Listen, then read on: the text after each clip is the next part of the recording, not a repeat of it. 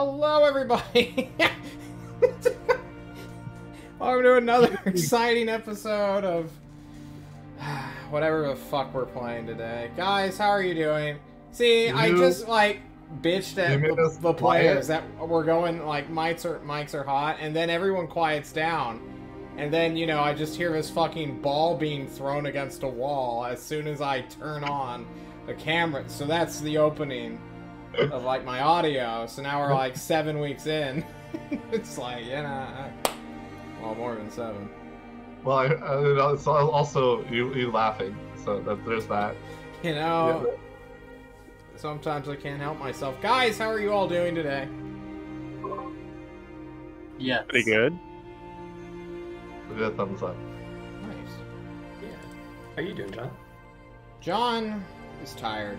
He's had a hell of a week, and his week's never going to end, it appears. You know, it is what it is, I suppose. Is it a caps lock all day kind of day? Yeah, I've been... Guys, so I move like pig eyes around as part of my job description. But this one box of pig eyes got lost, so I had to physically hunt it down, going through like 2 different buildings, and then I get in this hot cart, golf cart, and it was out in the sun, so the sun had like melted the seating, and I get in it, and then I'm like, oh shit, my entire ass is on fire. So now I'm like doing the invisible chair while driving a golf cart with like a box of pig eyes. In the sun? Yeah, no, not in the sun. It's got a little carrier thing on it. It's a custom golf cart. But yeah, it was a hassle. My foot's been hurting. That's non-important. But man. guys, you should know. A courier at a science facility. Yeah, they test on pig eyes. Okay, alright, the second one. Cool. Anyway, guys, who wants to do the recap? Eric's not here because he apparently tried to get like his nameplate done, and then like somebody just started to fight him, saying like, no, you can't have your nameplate, and then he got horribly injured. So now he can't do the recap because he doesn't have his nameplate. A whole fight over that nameplate. Wow, he's very brave. More committed than any of us. Yeah, he is.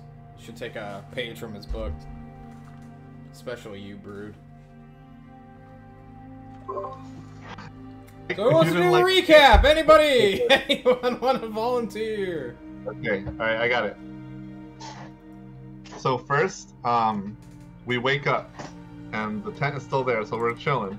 And then we do a bunch of, like, pre-battle spells, right? Because we're going to go through the fog gate, which it wasn't originally called a fog gate, but then we decided it was a fog gate from Dark Souls.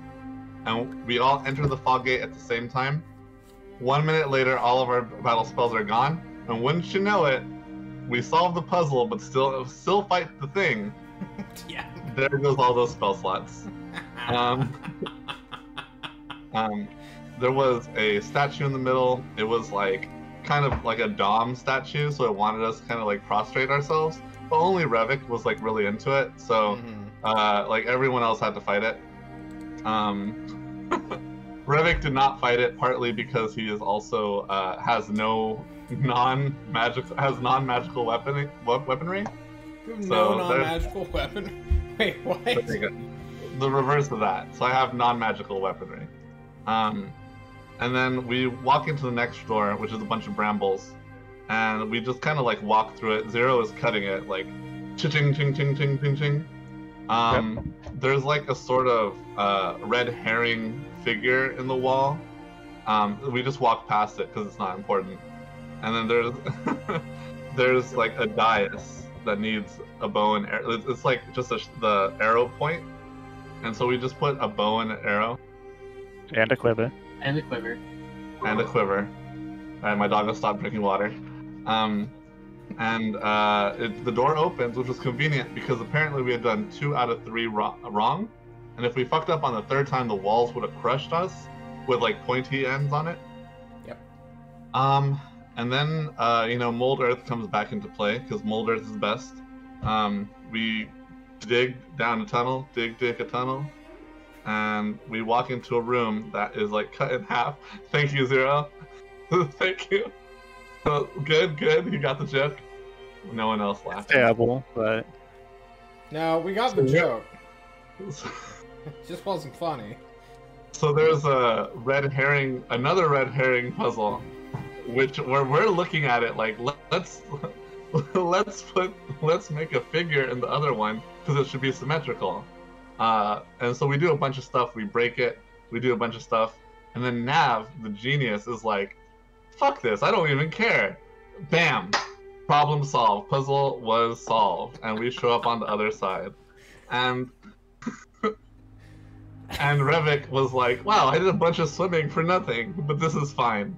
And then we enter the next area, which has like a giant statue. I'm not gonna say Eulethane.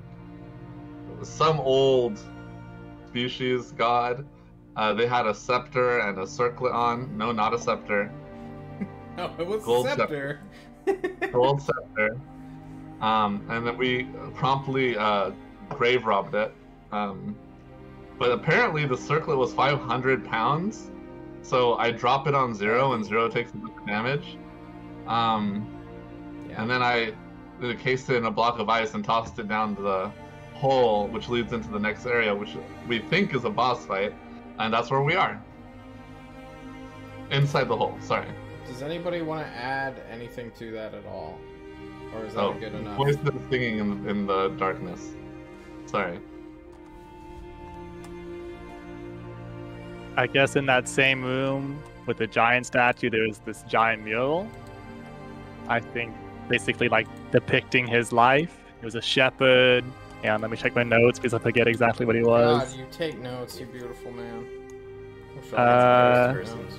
Yes, his early life. He was just a shepherd with black sheep.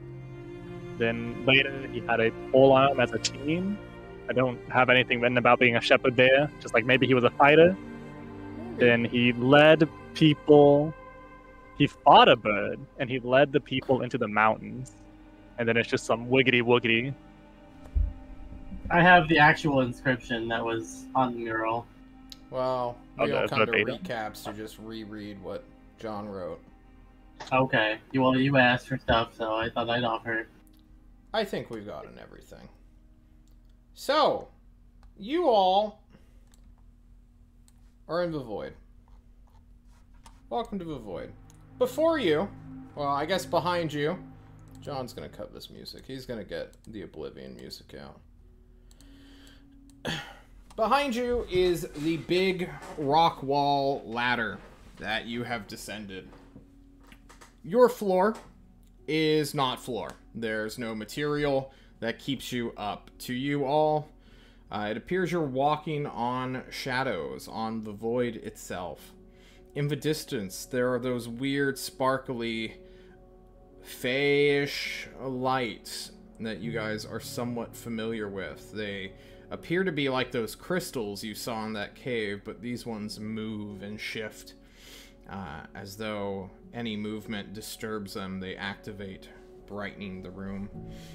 Within that is an altar with what appears to be great treasures. And as these four ghostly motherfuckers show up, John is going to pull out the turn order and have you all roll initiative. Oh, cool. I can re-roll that. Epic. Am I missing a whole There we go. Or I just roll it? I'm sorry? Is my token somewhere on here? I'm looking around. We're on the far left side. Yeah. Far left. Zoom out a little bit. I drag you over. God bless natural ones. John has to go find his ghost token because he forgot to properly link it. Like No. this. Not that they are ghosts. Are we? I was about to say, are we fighting ghosts, John? No. Ghosty looking They're things, at fighting least. something weird, to say the least. Dank clouds of Kush. Sure! Save. You select. Fighting Guardians of the Dank. The Guardians dankest of of the the Dank. dongers. Multiple armed. They've all got jewels as weapons. What? Alright, let's see if this works. Oh god. One of my screens is too far zoomed out. The other one's too far zoomed in. Alright, there we go. Whoosh. Did it roll for HP? It didn't. Why didn't it? Do I really need to reset my APIs? Hang on, let's just bump out the Murder Beast. Okay. Yeah, I need to reset my APIs. Guys, why do my APIs hate me? What did I do to them? 20 is dumb and stupid. Hang on, we'll be right back with the music. Alternatives now. It used to be that there weren't, but now there are. Restart my APIs, please. Thank you so much for restarting my APIs. I'm so sorry, my Gucci gang. It's okay, the stream can't see all my fuck-ups right now. That's what matters. So, these 4 creatures enter the room. Or, I guess, materialize from the shadows out of that weird light. Yay, there we go. Now they have red health bars. And a spirit beast shows up to breath weapon. No, okay. Uh-oh. Ah, yes, the spirit beast. It followed us. Could smell our fear. It loves you. Who's got It needs spirit you. beast? It's got to have you. Initiative for Nav. There we go. And as John does this, we will group initiative them. Scroll all the way down. Alright, everyone is now in the turn order. Wow, they rolled really good. Too good. Suspiciously good. Okay. Runt! You were the first to act as John looks for his notes. Okay. So they've just appeared in front of us, right? They're not doing anything? They are materializing. Okay. How do they, like, appear? Do they appear with weapons, or are they simply in the process of materializing? Thank you for asking. As you continue to wait, alright, I'm gonna be real with you. If you want to watch them materialize fully, that's gonna be your turn. That's gonna be the first round. Okay. Then I'm going to at least move. I suppose I see what I see, right? There's nothing around me, just void. So I'm gonna move up 10 feet, and seeing these lights in the way back, I'm gonna see if anything happens while I move up. There are some. Remember those wavy lines in the very first chamber, Gibby? Mm-hmm. They begin to react to your presence. Like so. As though you moving here generates new light sources. I've not bothered to do dynamic lighting for this, because I found it was way too difficult to give new things. Yeah. These create dim light. These weird thin wisps of movement, of energy. Okay. If that's the case, when they appear, I'm going to stop moving. And if they are still materializing, would I be able to take the hide action? There's no cover here, my friend. Okay. You're in a literal plane. Okay. I thought it might be because more of the darkness than having any real cover, but if that is the case... No, if anything, you doing any movement at all generates more light. Okay. In that case, I'm going to continue moving. Here, let's see, that's 30, 35, till I go here. There you go. Creating these dope, thin trails of light all the way. John continues to draw what appears to be semen. Alright. And then I'll take a dodge action, and that'll be it for me. You begin dodging in place. This creature... Get anyone? I'm checking my cameras. This entity, this spirit-like being, begins to materialize. Moving as she does so, she does not create any of the light. that you just watched our living Gibby make. And from wisps and trails of this weird light materializing into a creature. Oh my god, guys. This is some very beautiful, ageless woman. Like 18 out of 18 hot. Not Rodrigo level, because nobody comes close to being Rodrigo level. Like, We don't even know who that is. Anyone who's seen Rodrigo, like, they know. Like, okay, we've seen pure beauty in essence, but like this thing, still, probably one of the most attractive creatures you've ever seen. Naturally charming, one might say. And it calls out to you, Gibby, having moved forward and then started to break dance in case something comes close to you. I'm like T-posing while I'm wiggling, like ready to move to one side.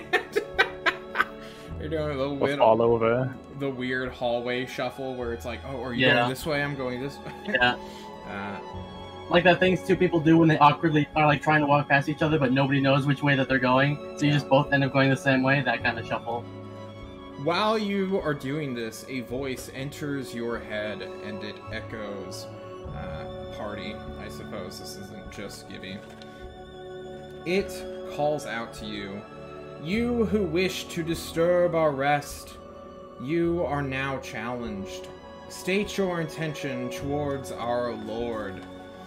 And the creature does something. Revik, it's your turn in the turn order. Okay. Alright. Is she like kind of like giving me like a kind of, or is she just being? Give me an insight check. Sure. Is she trying to seduce? No, is she trying to seduce me? I don't even know. Oh shit! Temer added a hotness command. If you exclamation point hotness, you will get 3d6 rolled apparently. Oh shit! I forgot to have my stream open. I need my channel points. You need your channel points, bro. Points. Revik, it appears that she's not making any immediate moves towards you to seduce you. If that's your okay, concern. cool. Oh well, that's normal for me. Okay. I guess what I'll do is the circlet that I tossed down here still here? It shattered like mad. Shattered, and then the circlet was inside it. Yeah, the circlet itself shattered.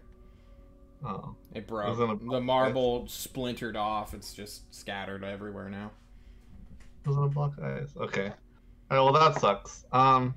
This fills Revik with rage. I'm going to hop forward to about right here. A mighty leap. So, yeah, tiny little leap. 25 feet. Wow. Okay. Perfect. Okay. I'm going to draw my short bow, and I'm going to shout to this woman, we're here to research your lord because there's like gods and stuff and we gotta take his power. Okay. You got it, Buster. Right. This creature, it is now her turn.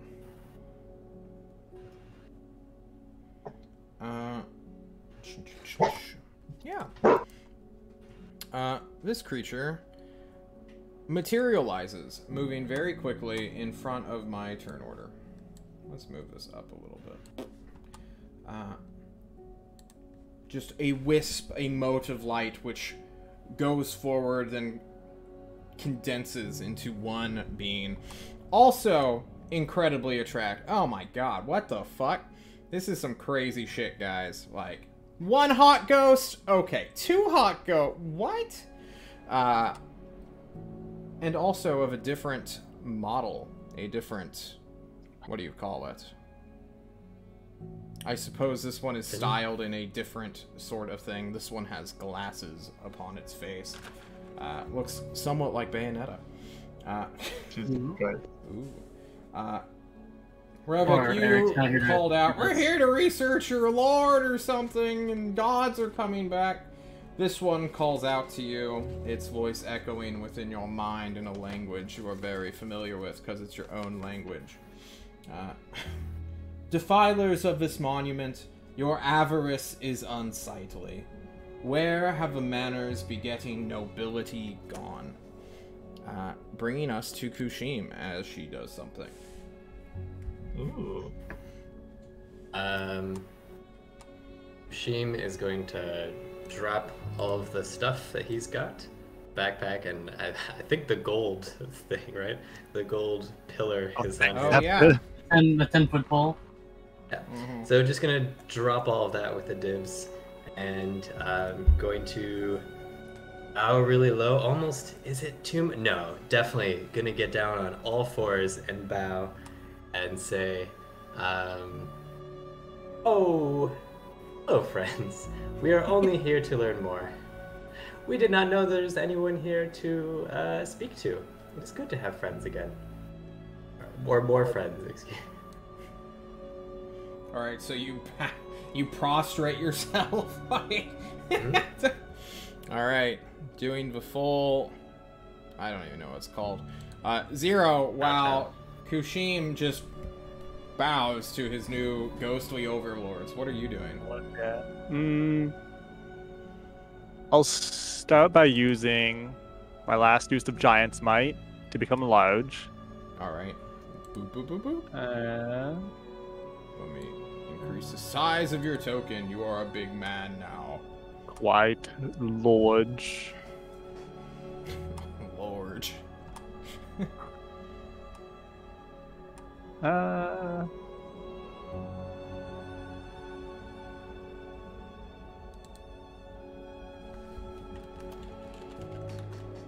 I will use feline agility and move myself into melee range, of this Oh. ghost. Perfect. You trigger her readied action to slap you in the face. Which she will do as soon as you get within her melee range of 5 feet. Bop for an 8. Oh, that misses. It does miss. You whoosh, weave out of this ghost's way as it waka grips its side like a dainty noble woman would, and then baps you across air. Apparently, it missed you completely. I will take the dodge action as well. Seeing you don't want to. Maybe you Yeah. can't even fight these things yet. Who knows? And call out to them. What the bug guy says is true. We did not know you would be here to insult you, whatever it is we think we are doing. Let us take a moment to actually discuss what is happening, yeah? The creature you approached calls out to you as you say this, Zero. How dare you approach a noble woman? But she missed her slap for the absurd amount of damage she could have dealt to you. Oh, I'm sure I could have died. All right, Nav's turn. What does Nav do, guys? Nav's not here. Was he Nav- fighting? Fight. I You would like to say fight. probably not. Yeah, because he'll probably be like, he probably will see that no one else is attacking and hesitate to fight. So he'll probably wait for someone else to attack and then go full berserk mode. At least that's what I'd imagine. Just hold action, I mean- without blasting. He's a himbo. They're hot. Wouldn't he want to like try and fuck them? Oh, Is that- true. The ghost did just say she was a noble woman. I don't know if Nav is a heterosexual. I think it's more he of a might be- move He may situation. be pan or bisexual. He could be. Are any of If any only of the these the do any I of don't the want to ghosts- make that choice, but Yeah, do the other ghosts look male? One does, yes. there you go. He's interested in one of them. All bases Alright. covered. I guess he readies an action to seduce. What else can he do? Wait, we can do that? If I say, John, I like to ready my action to seduce. Yeah. I can. Totally. All right. And these two, one male, one female ghost, also materialize. Let's see how fast they can go. They can go rather fast. And they're going to come over to Kashim. Nav's Oh, whoa. seduce will go off. Well, we'll roll the 50-50 die to see if the male one's on top. I guess it doesn't really matter. It is not. This one is the female one. Nav will try to seduce her anyway. What's seduction? Intimidation? Wait, how does he Yeah, only fine. have 3 skill Okay. proficiencies? Nav! Wait, did he not do his background? I think so. He's a soldier scout. So that means he's That got... would be at least athletics, right? Athletics and survival, I think, is Yeah, he soldier. has athletics and intimidation from soldier. I think we're just gonna give him persuasion for this. Bap! But he's not very seductive. Yikes. Super yikes. Jeez, he only has 16 charisma at level 5, guys. Oh no. I'm here. Anyway.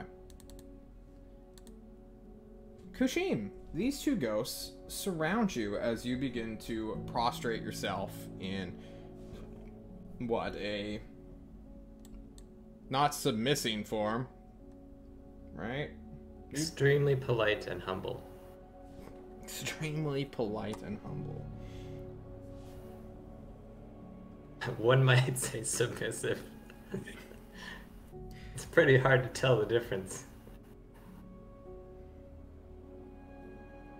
As you are touched by these ghosts who beckon you to rise, each one taking your weird bug chin and then your arm to get you back on your feet, you feel the cold heat that comes from this ghost's body, or these spirits' bodies. One of them whispers to you, "There is nothing here in this peaceful land. Return. This place is not for you." And the other one, also very sad, very empathetic, almost begging you, says, "The shepherd of Eulithil deserves his rest. Who are you to disturb it?" And that's their turns. They use the action called dash to move up to you. So they do not ready actions to bitch slap a motherfucker. Run, it's your turn.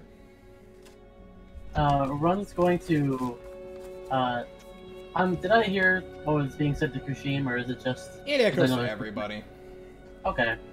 Then I will saunter over. Runt will have his rapier in his hand, but it'll be in the sheath, so he's like holding it, like showing that he's not like armed. He's armed, but he's not basically battle ready at this point.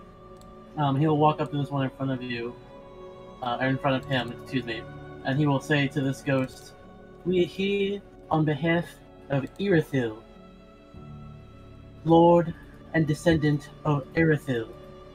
Under command of Lord Arvo, King of Ulathaeans, we are here to claim their birthright and the ancients of their land in hopes of seeing their glory rise once again." And then he will get down on one knee in front of the ghost. And that will be his turn. Give me a persuasion check at advantage, please. You got it, boss. Because you just name dropped like a motherfucker. And also, you're showing, like, deference. Oh my god. 22. Nice. Oh. It's this ghost's turn. The one that strides up to you, bold, incredibly, what do you call it? Confident, I suppose. A true warrior step that you are familiar with. This one looks at you and contemplates your words. Can ghosts do insight checks? I think this ghost has to do an insight check. I mean, if they're intelligent, I would assume yes. Which it seems like they are. Runt, are you being honest right now? Is this like some ploy? So I can give you his intention.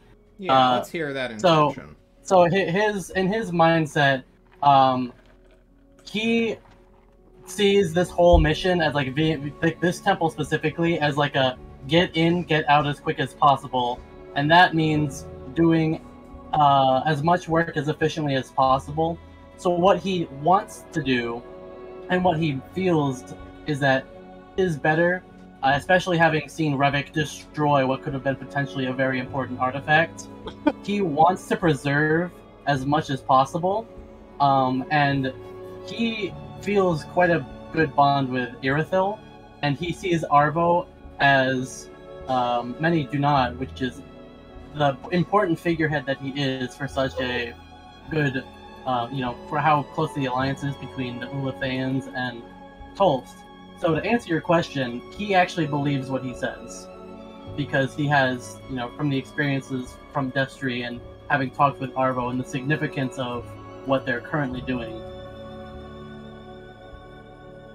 I see.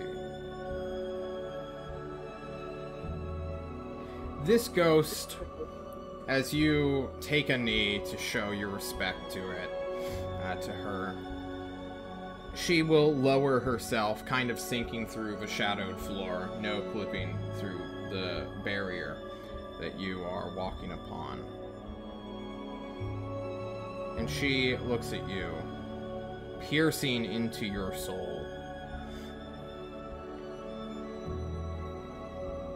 And she stares for the rest of this turn, having spent her action to see if you're a liar, which she rolled a natural 17 on. Revit, ghosts are everywhere! What the fuck is going on, man? And suddenly everyone's bowing? Are they mind controlled? Fucking someone almost got slapped to death. Okay, I'm gonna get kind of back up to Kashim, and I'm gonna, in a very loud stage whisper, I'm gonna say, Kashim, are you okay? Do you need help? Okay, friend. Thank you for asking. Are we fighting these things? I am not. Alright, according to the flowchart, if Kashim's not fighting it, I don't think we can fight it. Alright. I'll take a dodge action. You start dodging. This ghost goes next against Zero, who walked up on her like a fucking barbarian would. And she's gonna slap you. Fucking shit!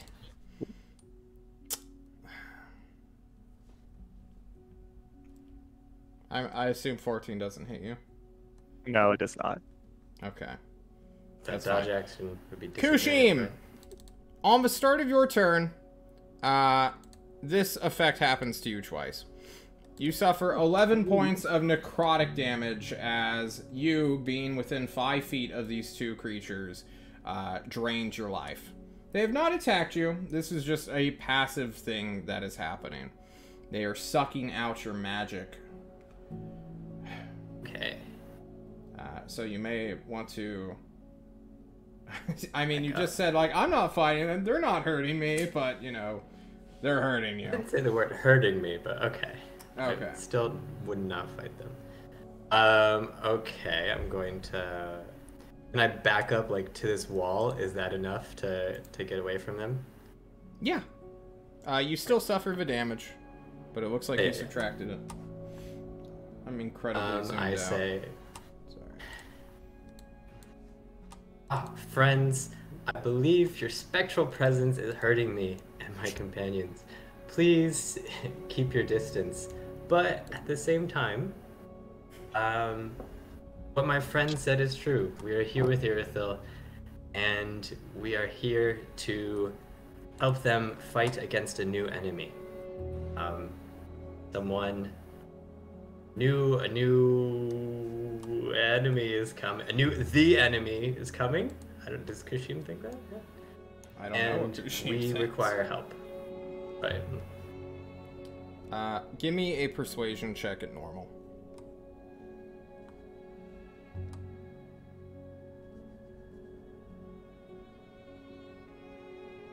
Okay. Ooh. Zero. You also, by being within 5 feet of it, suffer one necrotic damage as this thing burns you, having tried to slap you twice now.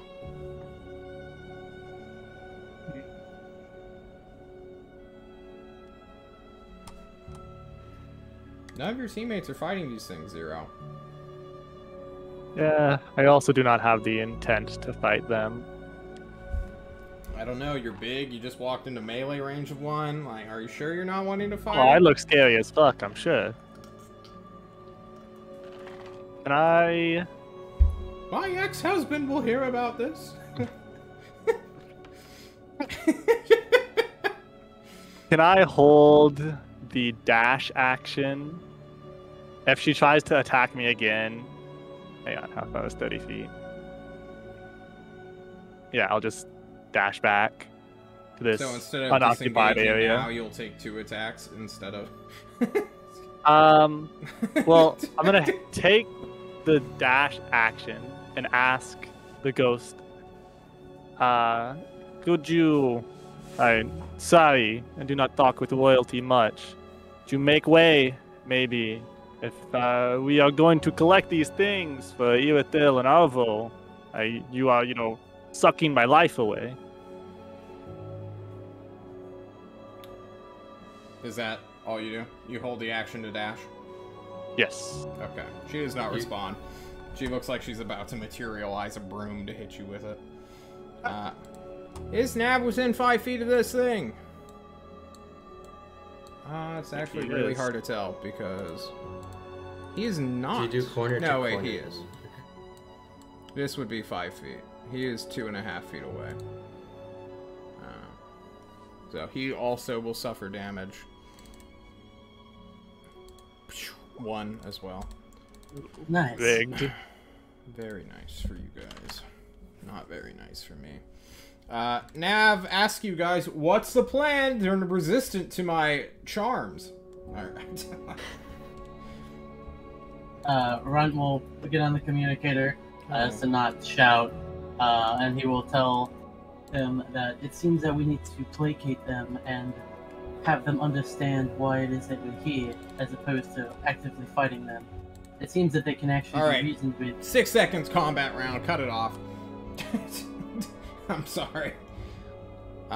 Nav doesn't see anything, so he's going to disengage and I guess start climbing up, since it looks like you guys have this handled. These Ulatheans, or these apparitions rather, will fly on over to 0, potentially provoking an attack of opportunity from Revik. I will not take it unless they start attacking again. Alright, this one flies directly through you.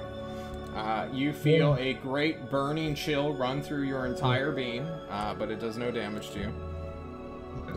And now 3 of these motherfuckers are right next to 0, who... Does this provoke your dash action? No. It was if I take an attack. Okay, cool. What happens if a ghost grapples? I don't think they have the strength to do that. They are going to berate you, 0, saying, how could you do this? Like, why are you aggressing upon a noble woman? You are a fool, a terror. Bringing us back to Run. Do I also take damage? You also take damage. Okay. A 1. Nice. Jesus Let's go. Christ. 3 ones on a 1d8. Oh my god.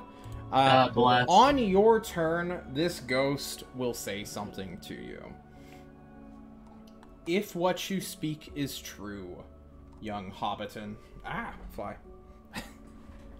She says, fly, and something invisible. How did this just get hits into the her. Shadow Realm? Sorry, I was watching something. If what you say is true, if your intentions are pure, go and seek what it is you have come for. Be not greedy, and you may take an item to aid you. Runt will look up at her, which I suppose she's now at his eye height, and Yep. he will look her in the eyes, and knowingly he will nod his head. He will get up from prone, and he will just begin slowly walking around her. Yep. And as he walks past her, he will say, thank you, my lady. May I ask your name? Kind of like turning back as he walks past her. You may. And as you do that, move your character to the treasure pile, as you can dash and look around. Okay. We'll go one more. Well, up to your movement. That was your movement, right? Oh, You have to stay in yeah. Initiative. Okay. Okay. Hang on. Thank you. Let me move myself. Let's see. I'd be here. John must So I go should find be- this creature. I'd be about there. Okay, cool. And that's with dashing? That's with dashing, yeah. Okay. Because I had to. I was prone, so I had half my movement, and then I dashed. So. Then you're doing wonderful. You asked for this creature's name with John, which John did not have ready at hand. Okay. She smiles at you, Hobbit, not touching you or making a way to pat your head because she thinks you're kind of adorbs, and introduces her name as Urethil, which John will spell because this is a psychic word in your head, so you get a exact translation of it. Epic. That's really good. There are some dope magic items looking over there, but we'll deal with that next turn. As Urethil comes to chastise Zero. Man. How dare you? What the fuck, man? Now, Revik, it's your turn. Hey, can you guys leave my friend alone, please? Please? And Revik is gonna hop over to 25 feet because we can't go much farther. Mm-hmm. And I don't know, can I try and persuade them to leave him alone? He's not from here, he doesn't know. He didn't know.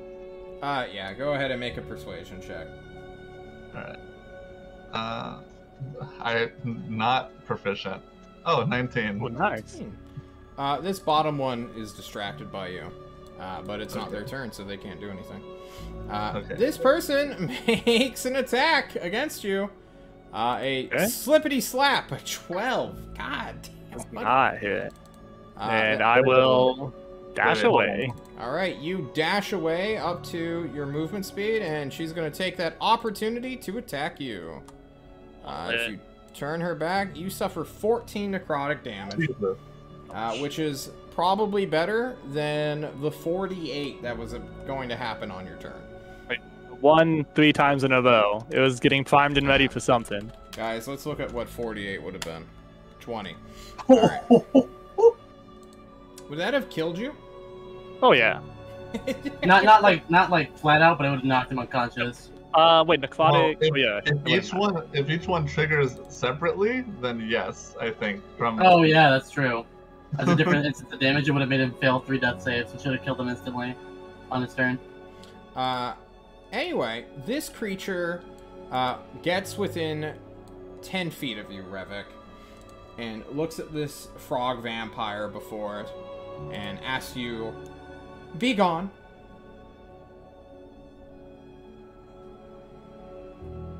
You are muted. Brood is just raging in silence. It's monologue. I point to my friend, Run. I was like, okay, we're gonna leave. We're just waiting for my friend over there. He's just, I'm gonna step away. All right. Zero, you do not suffer any necrotic damage, but it is your turn at the start of your turn. Yeah, seems like prime time to fuck off. All right, Zero fucks off. You begin climbing up. Nav was already on the way up, so he just continues to climb, I suppose. And these Ulatheans kind of spread out, creating a perimeter so that, you know, if one of you tries to go around the middle one, someone can collapse on you. Alright, bringing us back to Runts. No, did we skip Kushim? We did. Skip Oh, I'm Kushim. sorry. He was before Zero. Oh, I was scrolled down on my turn order on my other page. Kushim, I'm so sorry about that. Please gain 5 hit points for me It's fucking fine. up. No, that's fine. Okay. I'll take it.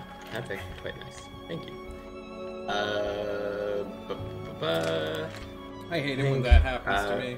Like, we're in turn order. Come on. What would you like to do? Let's move these I guys think back. Kushim is going to put his hands together in front of his body and wait patiently. Maybe it's going to say to Zero, "I'm sorry, I can't help heal you." Oh, do not worry for my life.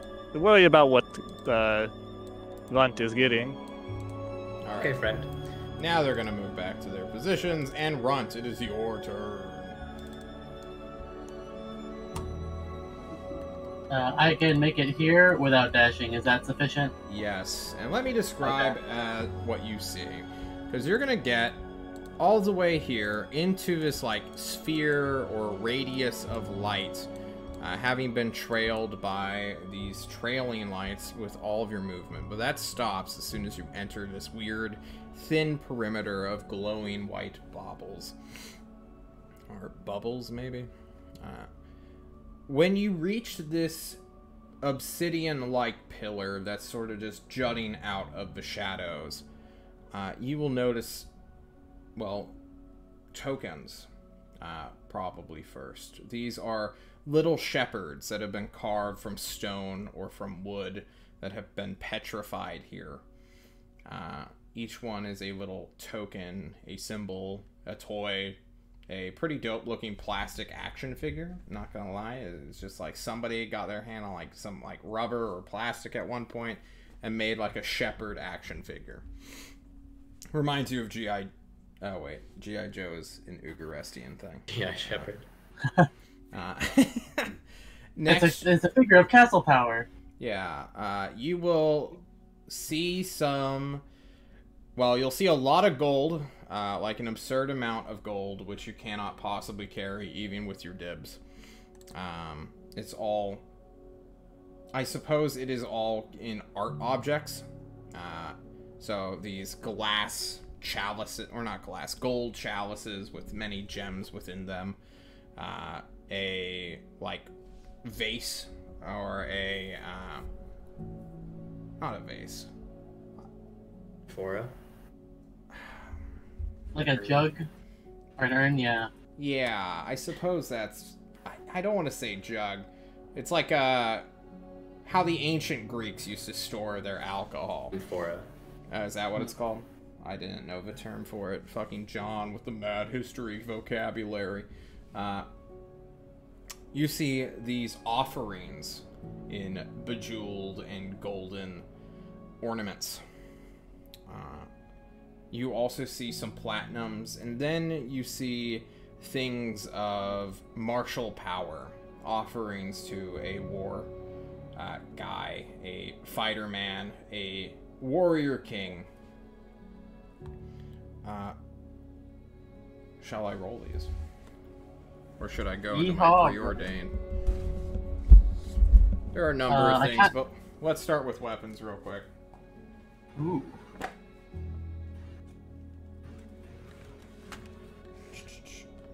Oh no, my light. It's seeping through. There we go. Pyro in the chat says, take them all. Outrun the ghosts. Yeah, just How just fast are just- you, bud?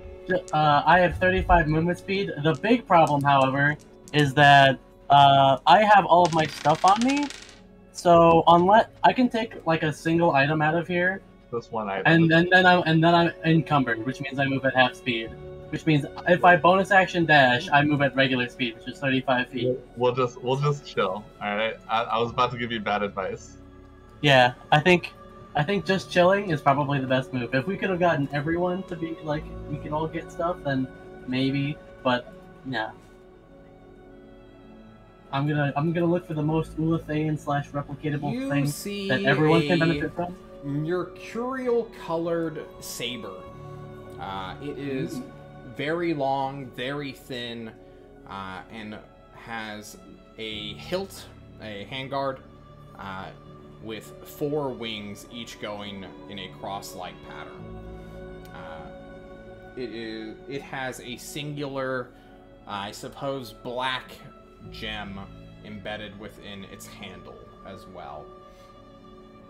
That is the first weapon you see, and you also see a second weapon John will roll it. Fucking hell.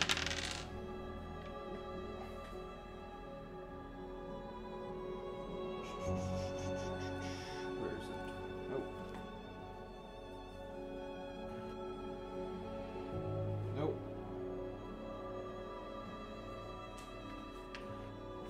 God damn it, guys. I can't find my stupid chart. Let's go to one of my magical items. How about that? I would love that. Ooh, homebrew. Homebrew. You see, scrolling down.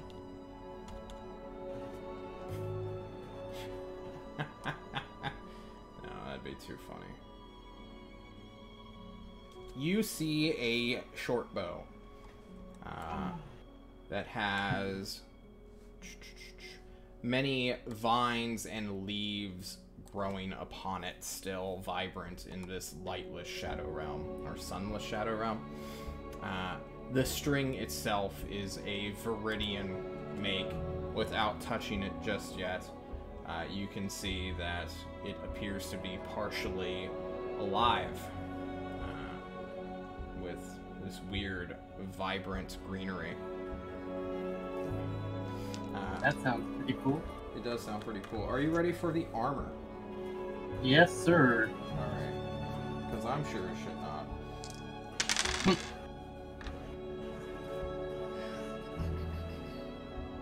Gross.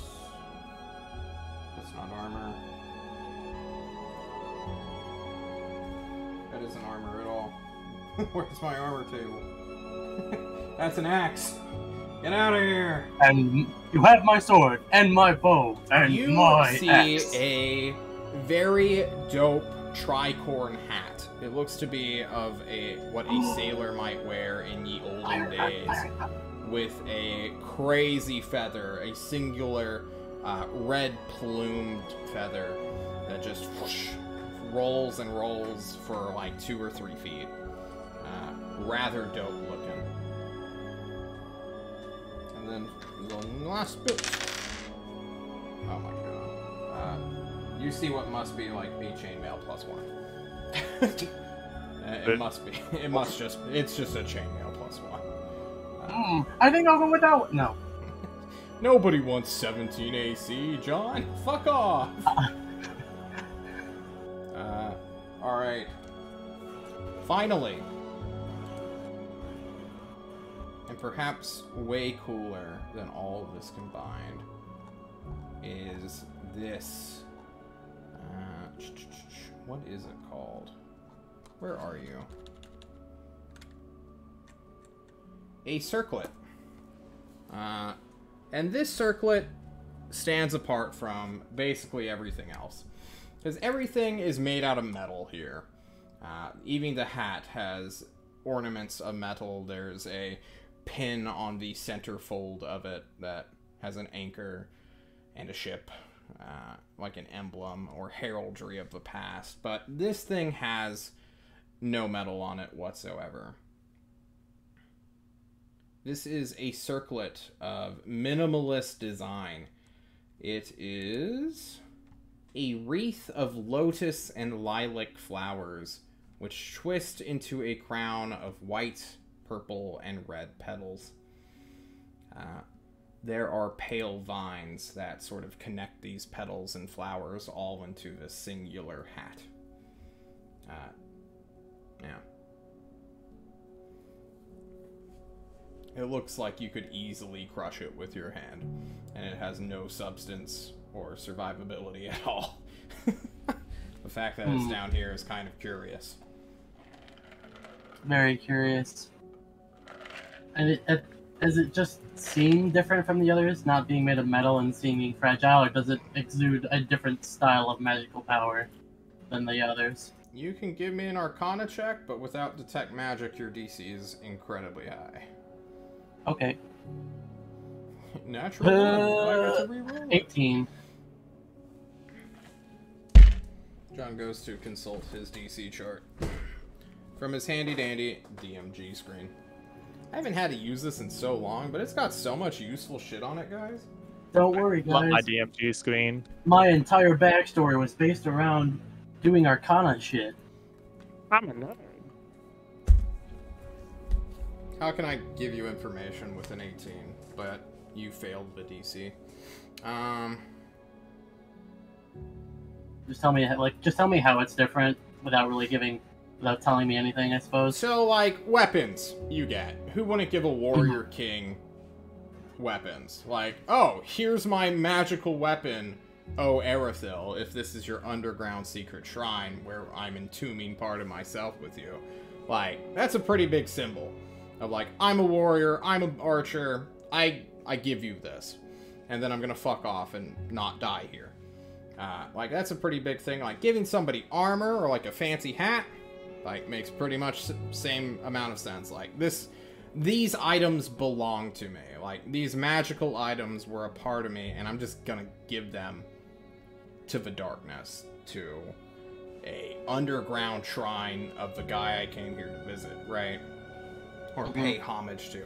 And then there's this fucking wreath of flowers. Like, who would put this here? Like, you can tell it's kind of magical, because, like, how can flowers live down here? Like, any others would have wilted away by now, definitely. But, like, there's something about it. Not that Ron even knows anything about flowers. Like, who gives flowers out in Maelstrom? No one. Flowers don't even exist, I don't think. They all suffocate by the rain. Just weeds. There might be mushrooms in the sewers, but, you know, besides that, who knows? Mushrooms growing off rats. So, I'm assuming that I can take at least one of these things? Yeah. Okay. I will take the crown, the flower crown. You take the flower crown. And I will gently put it in my backpack. You gently How much do. does that weigh? Insignificant. Cool. Has no weight. As he does so, he will look back and see that everyone else is waiting for him / is climbing back. Yeah. And his hand will instinctively go to, like, grab a fistful of gold, and then he'll just stop himself, remembering the words of the shade, that one is not to be greedy. And he will look longingly at the short bow, and then he will call out quickly, "Is it alright if I take this one?" Pointing at the short bow. Urithil, the ghost that came and spoke with you first, or I guess you went to and then got spoken at, will say to you that if you wish for a gift, you should be ready to give one. And that at that, Runt will take out the glass orb from the spirit beast, and he will offer it up to Urithil. You're like trying to inspect this, or have her no, inspect it to see if it's worth anything? He's holding it up to her, and seeing if she will take that as an offering, a gift, as a response to her words. Basically, he's offering up the spirit beast core as the gift he is ready to offer. You don't even need to see like an insight check of how worthless this thing looks to her. I suppose seeing that, he will kind of look a little hurt, but also understanding, and instead he will take out he will take his rapier, and he will also take out the silvered longsword that he has, and he will instead place them both at the offering at the altar. You do so. I suppose we're out of initiative order, but Revik, was there anything you wanted to do?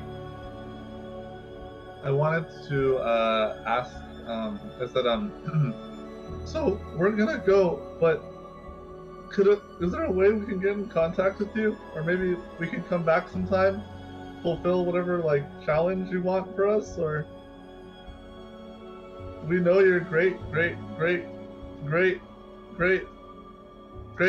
granddaughter. You're just asking the room this of the ghost? The ghost, yeah. He's like slowly stepping backwards. John will drag the camera over here. The male, the only male ghost in the room, will kind of do a joshing gesture and basically be a smartass and say, "You could die," but the other two feminine ghosts will say and remind you all that this place is not for you. Okay.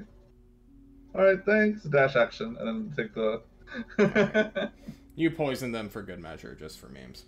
Nah, they're ghosts. They're immune to poison. Alright, anyway. Runt, you have silent permission to pick one additional item with your gift of a magical +1 rapier, which, you know, symbolize Dearmond, if you still even remember him or care about him at all. I do. That's why he kept the rapier instead of other things, which I will now delete from the sheet. Goodbye, rapier. All right. I will. God, I'm gonna roll 1d2. 1 is the hat. 2 is the bow. Okay. You got the hat. Nice. I'll grab the hat. Pirate run incoming. It's I can stylish. finally join Rick Silverback's crew All right, as his first mate. You grab both. You grab both sets of headwear and immediately can leave, I suppose. Oh, that's true, actually. No. I'll stick with that. Fuck it. No, I made a no. decision. If it's not red, it should be on your head, right? Well, Just wear the having- crown under the hat. You're having Fuck it, I buyer's want- remorse, I- Runt. I want the bow. Since I'm here, this is the All last. Okay, locking in bow. I gotta You take the bow. lock in bow and may quickly escape this shadowed realm. Revik, let's talk about this giant stone circlet that was embedded with gold that you yeeted down here. Is there any part of it you want? Like, do you want to just grab like a chunk and throw it in your backpack? Yeah, anything I can take in a hand, so... Okay, you grab a spike of gold and marble. You now have a golden marble dagger. There you go. Nice. Pyro is disappointed that you chose the bow over the hat. Can I call it a golden marble shank? Sure. Thank you. Alright. That's an expensive prison shank. Exactly. And you all may begin climbing and escaping this place. After you guys ascend, maybe... if it's- Oh, yeah, what's I up? have a couple things. So I've got this giant golden pole. I'm going to ask them, "Hello, friends. You want me to keep? Shall I leave this down here with you? Do you want me to bring it back up to the No, statue?" they want you to keep it. Okay. Well, I have some questions about this shepherd person. May I ask them? I don't think they want us here on account of, like, we're breathing and, well, living. It doesn't hurt to ask. If they respond with you to leave, then perhaps. But go ahead and ask your questions anyway, just in case. If you want, give me a moment to catch my breath, and we can go back down there and ask them for a long time. Let's hold on, Kashim. Let me put a rope on you. Let me put a rope on Kashim. Kushim, what is your charisma? Your charisma 16. score? 16? I'm sorry, did you say 16? Yes, 16. That's not gonna do it. Kushim, you have such clear and beautiful intentions, but you all live in different worlds. They're ghostly apparitions who may or may not even have true intelligence. And you think they're your friends, and, you know, you deal with your shadow partner or your paralysis partner all the time, so this is nothing new to you. But, like, they're kind of not into it. And soon, as you guys look to be retreating, they are beginning to dematerialize. Going back to that weird, wispy, white circle that surrounds this altar, which I need to move right from. Right there. I still want to, like, I prestidigitate. I want to leave an offering, one of these tokens. Have prestidigitation and mold earth.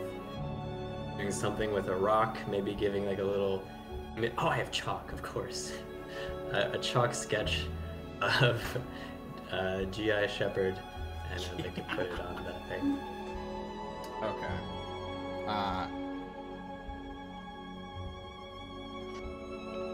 As you make this offering and begin to move towards the altar, is that, I heard that correctly, correct? Yeah. One of the ghosts will intercept you, the same one that intercepted Runt and ultimately gave him permission. She sees your offering and she will take it from you to be amongst the others. Give her a good bow, and then I turn around. My way up with the rest. Okay. You all head up out of the darkness with your gold and 2 treasures of currently unknown quality. And up and up and up you will go until you are back in that one room. The single double doors, the statue of what is clearly Erithil, the mural with the seeming depiction of his life and times, and the ghosts you leave to remain in the shadows. Well, there you are. Nav looks at you and asks, "So what'd we get?" Runt's going to look a little sad, looking down at the ground as he's asked that. He's like, "I'm not sure. We'll have to wait until we get back, unless one of us has the identify ability." Shame. Yeah, he's done it before, I think. Do you have it, Kushin? We cast a couple of rituals, dance for 20 minutes, identify 2 things. All right. Get out of here. You can identify. Actually, can I spend 10 minutes just looking at it and not doing the ritual? And they're like, hey, Hell yeah! Which shouldn't one you do be wanna doing look at something first? magical? I go, all right. The crown. The circlet. A wreath of lotus and lilacs. Wreath, yes. Alright, you wish to look at that first. The first thing you notice, Kushim, and you're like a rock guy. You've been doing, like, the desert most of your life, so, like, the closest thing you know about flowers is probably cactus. The beautiful cactus flowers, which grow in a similar color scheme. Is Kushima peyote head? Is that why he is the way he is? Come here, Found Spawn. some in the Drink. desert once when you were a kid and you got hooked. When you identify this one, you get yelled at by the identify spell, which is a weird thing because it tells you that this item should not exist, and it doesn't know what it is. Awesome. Good, That's nice, crazy. good grab, Yeah. good grab. Love it. Arvo's gonna love it. The next one.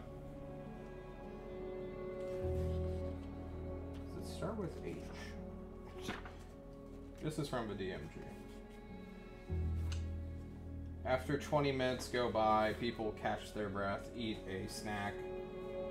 Nav closes the hole that you guys had uncovered from the statue D, F, G, H. Wait, you picked the bow. You didn't pick the second half. I'm sorry, Yeah, I got bow. confused. You picked a short bow.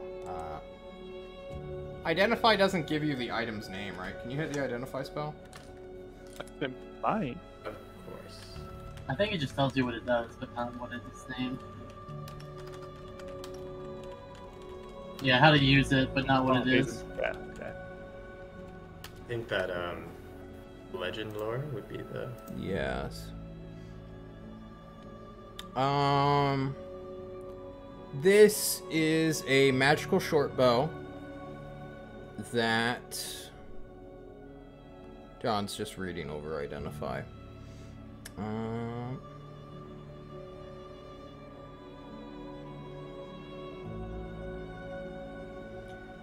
Okay, so this is a +2 short bow for all intents and purposes. And when you hit a creature with it, for the following, I think... Hang on. I need to look at it, because this is a John item too. This isn't in the DMG. Okay, it applies Hunter's Mark. And... Okay. yeah. It applies Hunter's Mark for an hour.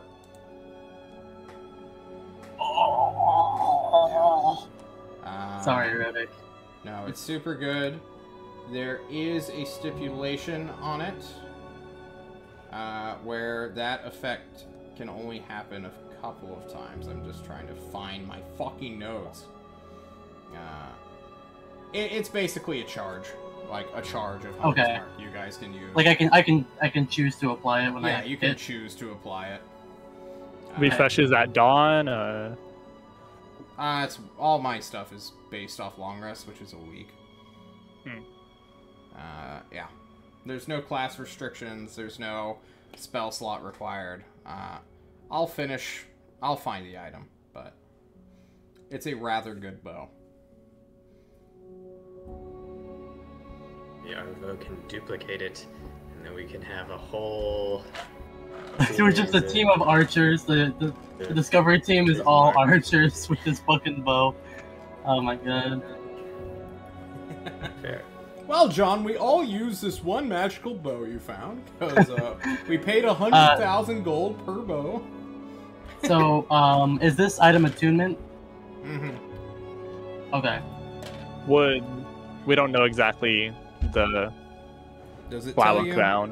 Is that attunement? It does tell you if it's attunement because it tells you how to use it. Yeah, then it is attunement. Okay. That being run- said, if an item is attunement, there is a very rare chance Arvo will be able to duplicate it, but there is a chance. He does have a D100 system he works on, so if you get it to him... Well, we do have to spend about a week when we get back for Revik's whole thing. So, Yep. we will have it. If we make it out of here alive, we're gonna have a chance. Alrighty. Right. We just have to figure out how to get back out now. Oh yeah. Yeah. We were locked in, eh? Maybe we should have asked the ghost that instead. I mean, you see two doors right in front of you, right? Oh, Yeah, thanks.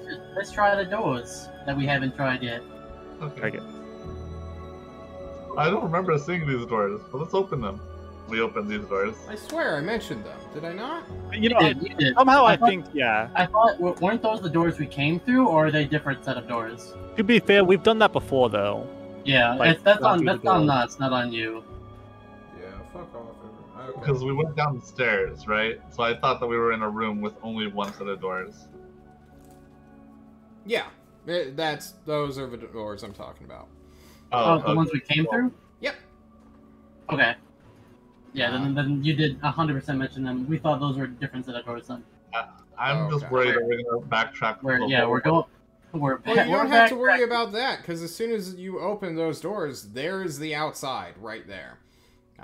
You guys are about 150 feet on a mountainside above a sphere of darkness.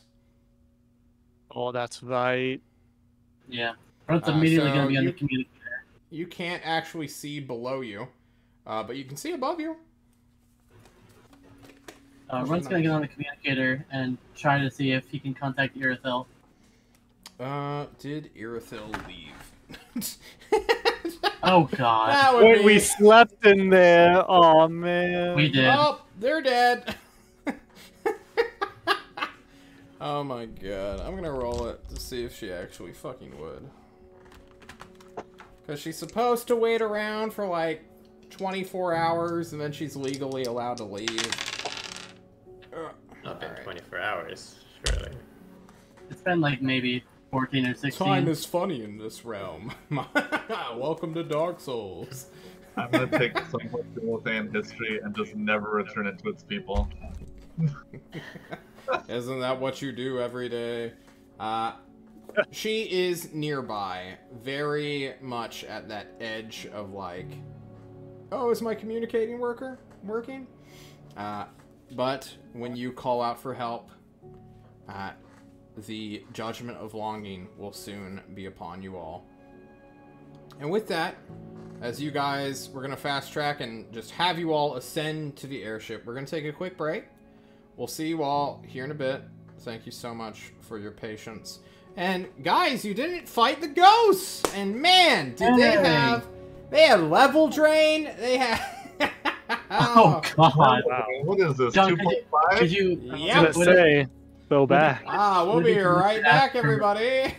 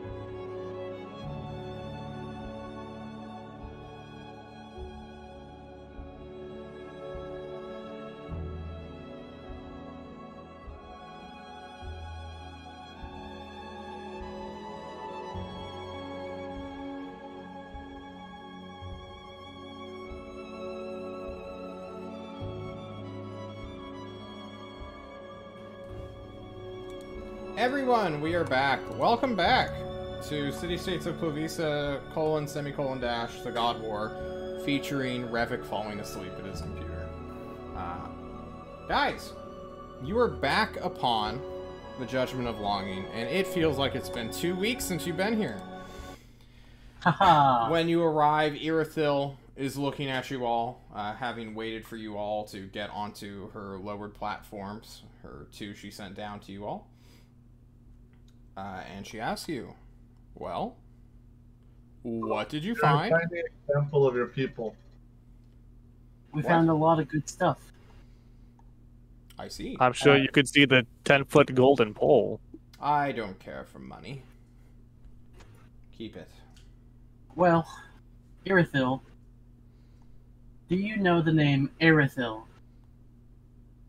Yes. Well, as it so happened, this particular temple was a shrine dedicated mostly, if not entirely, to him. Isn't that the whole reason why we came here? Sorry, I was under the impression that there was like multi-layers and different, like not just the same guy. I thought it was... Didn't we find that map within the first temple, and that's what brought us here? Yeah. These all temples of Irithil, are you saying? Did you already know this? I knew this one was. I don't know about the others. Oh. Can you just give us a list of your gods? Just what domain they preside over, just for the future? We don't know that. We know Irithil because he was the first real king, as we called him. He was the ideal noble who apparently saved our people in yonder years, or days May I of yore. recite a passage that we found in the temple, and tell me if it means anything to you? She eagerly listens. As John The looks shepherd of shadows, betrayer of peace, denier of death. All hail the third of Ulether, demigod and protector of the mental. Look and remember he who died defending the world pillar against the enemy, Irithil, son of Ish-Erith. Okay. She thinks for a moment. Can you copy paste that so that I can look at it? I will copy paste it in the Roll20 chat. Yep. Please do. John, where's your awesome wind music that you found? You can't find it because you're a dumbass. Let's do dark and stormy. It's suddenly dark and stormy here in the sea Waiting of right trees. outside my house.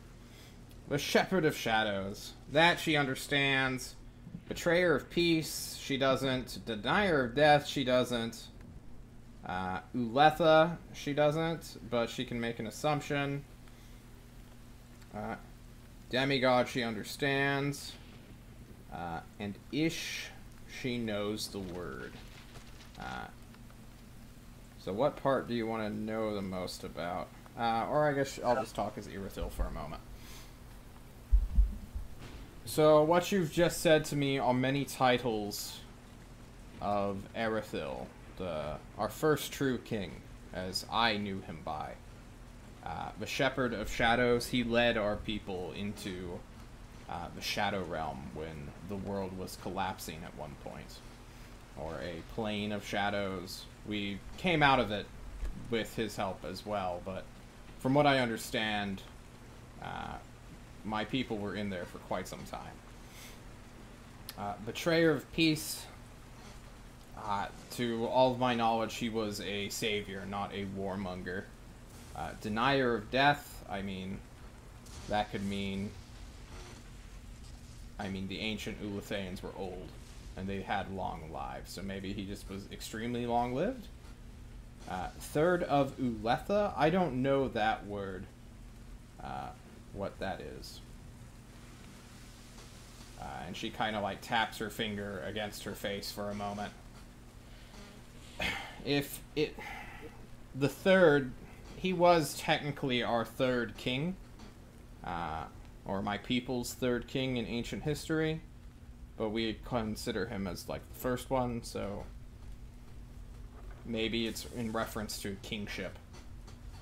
Demigod, we knew he was born half mortal, half of a deity, or a deity-like being, back in ye olden times. I mean, when you call something a god, right, you don't actually expect it to... It's just a powerful being, right? Mm-hmm. Right. And if it is Ish a wreath, Ish is a... I guess you would call it, like, a title, or a... if I called your tyrant, well, I can't use him as an example because his name is Tyrant. But if your tyrant's name was Bob, I would call him Tyrant Bob. You know, it's like... Understood. Yes, that makes sense. Yeah, so Ish is just, you know, Got it. divine, like, or... Like, it would be like King Arvo, right? Yes.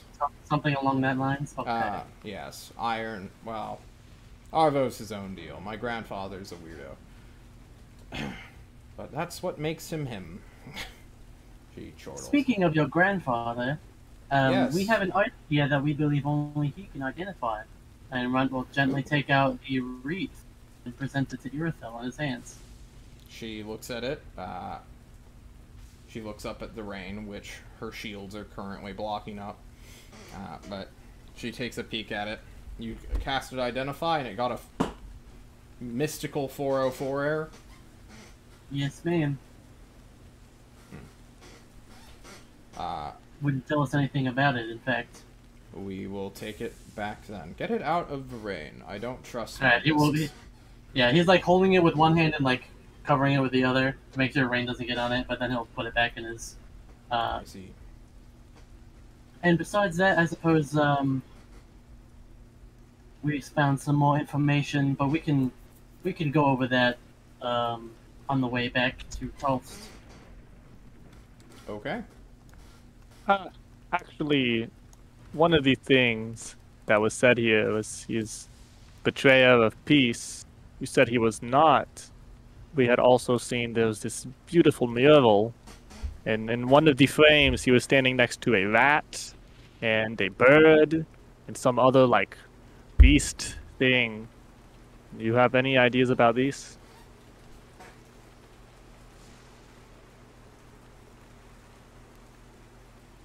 No. I know... Do you know the technical term for the word age? AGE. It's used by wizards a lot. So, like, when... She scratches her head trying to figure out how to explain this to normies. Or I guess the layman. Our world goes through ages. And she, like, tries to do this wavy pattern. Do you know, like when the moon goes away? No, that's a month.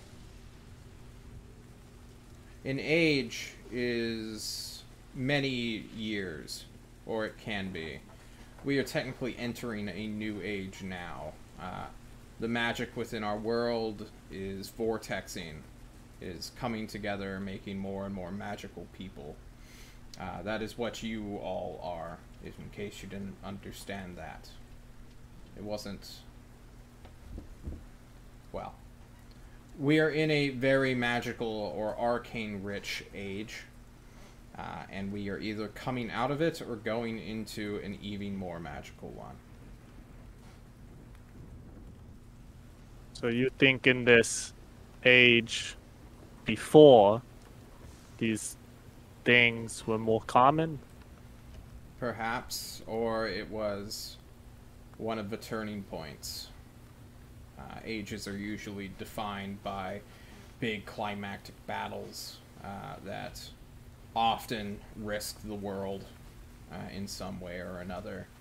Oh, yeah. There was this huge mountain in the mural. I think this might be this age thing you talk about. Maybe. Yeah. I'm not sure. I'm not a historian of our third king or our high king.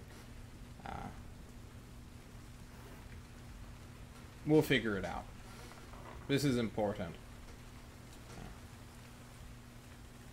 Anything else? your friend Zero. I was going to ask the same thing. Oh, we are same wavelength. Very smart together. Yes. Kushim winks. Actually, I do have one quick question now that it comes to mind. This might just have been part of the temple for a puzzle we needed to solve, but do you know what the Red Realm is? The Red Realm? She does her first history check in a long time. No, she doesn't. Okay. Thank you. So are we taking you back to Tolst, or are we gonna hang out in the Vampire Land some more? No, No, we I should think go we're back I think before. we're officially We done should go with back this. for sure. Alright, we're going back. Captain! Seta, blah blah blah. And you guys will start heading back to Tolst. Alright, So let is me... you the captain or the shipmaster? She's the shipmaster. She owns the ship, and her captain does all of her work for her. That's why there's a shipmaster rank, so that Iritho can go on missions sometimes. And save our lives. Well, half of our lives. Alright, it was the 23rd of today. February, I mean.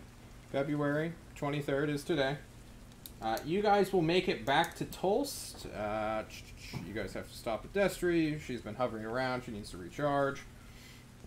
Get her range back. And then you guys will head straight to Tolst. So on the late 24th, you will be there. It will be the late afternoon to early evening. Because you guys have been picked up in the day. Alright. Should I assume you guys want to take a long rest? Yes, sir. Alright. John's pen Get some dies on him. fat EXP for quest completion and dungeon I gotta completion. calculate experience. Alright, this pen's not working. Oh, Yahoo!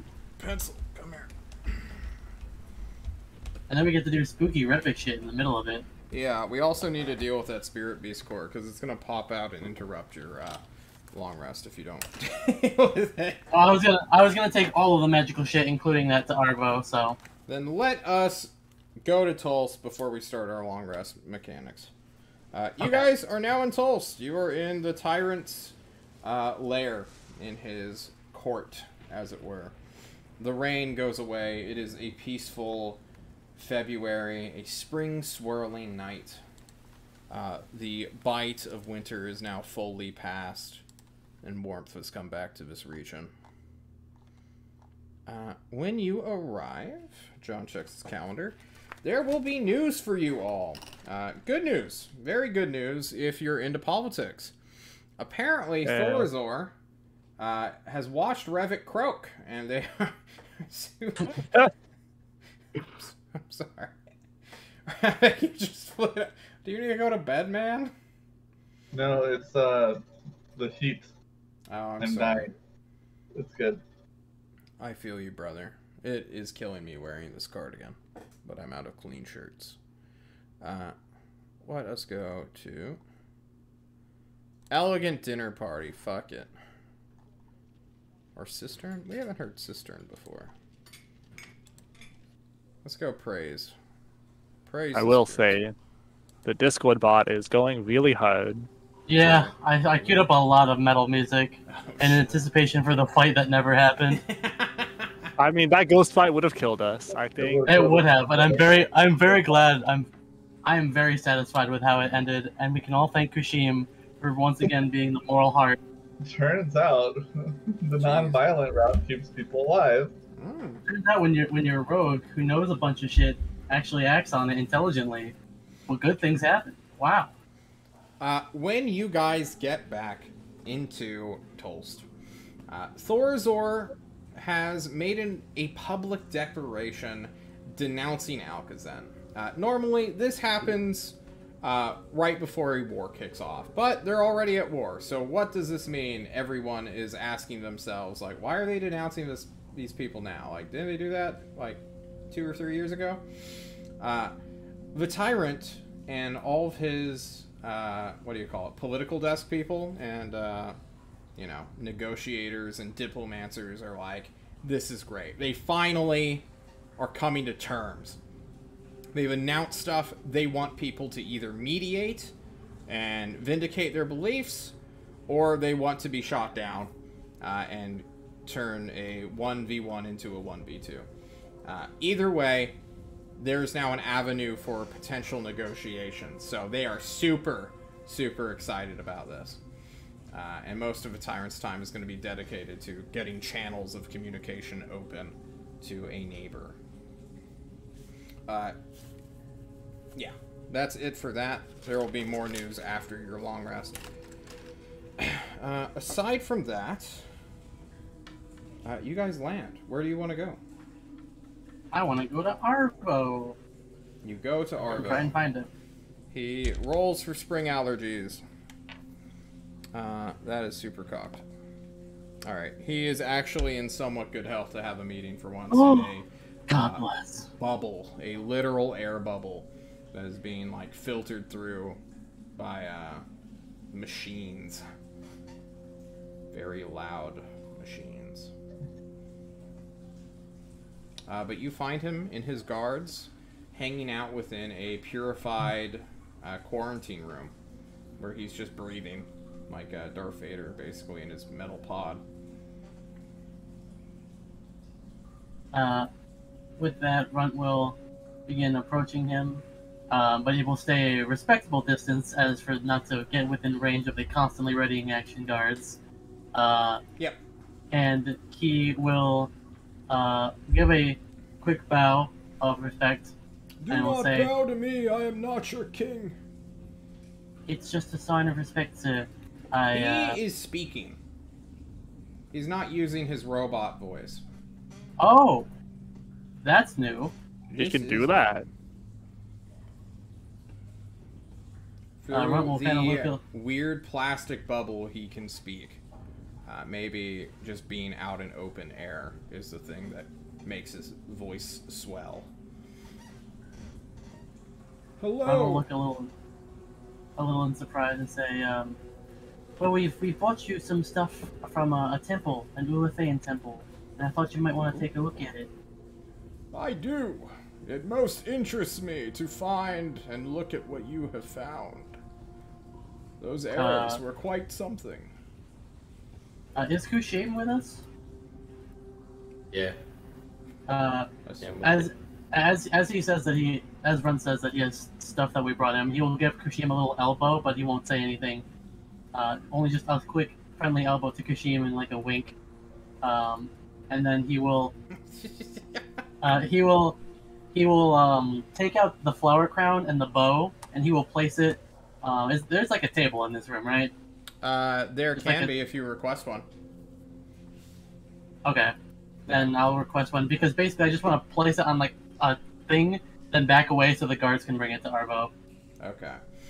One of the not artificers, these researchers and magical armorers, apprentices of Arvo, will come out and bring a steel folding chair, which they will then power hose just in the room. And basically do the most crazy deep clean you've ever seen. Luckily, there's a floor drain just for this purpose, and you may put the flower crown upon it. And as soon as you produce things that have pollen on them, everyone's like, whoa, whoa, whoa, what are you trying to do here? Are you about to try to assassinate our king? What the fuck? But then you're like, it's a magical item. And they'll be like, okay. It's a magic crown we found at the bottom of an Ulathaean temple. The apprentices will begin to detect magic and identify, and a sniffing dog will be escorted into this room. This weird 4.5-foot hound, rather tall. Taller than me. Yeah, yeah, it's like riding size, or like a normal human. Yeah. A large-sized dog will appear. Sniff it and then, like, nod its head in a very humanistic movement. And then he'll fuck off, this dog.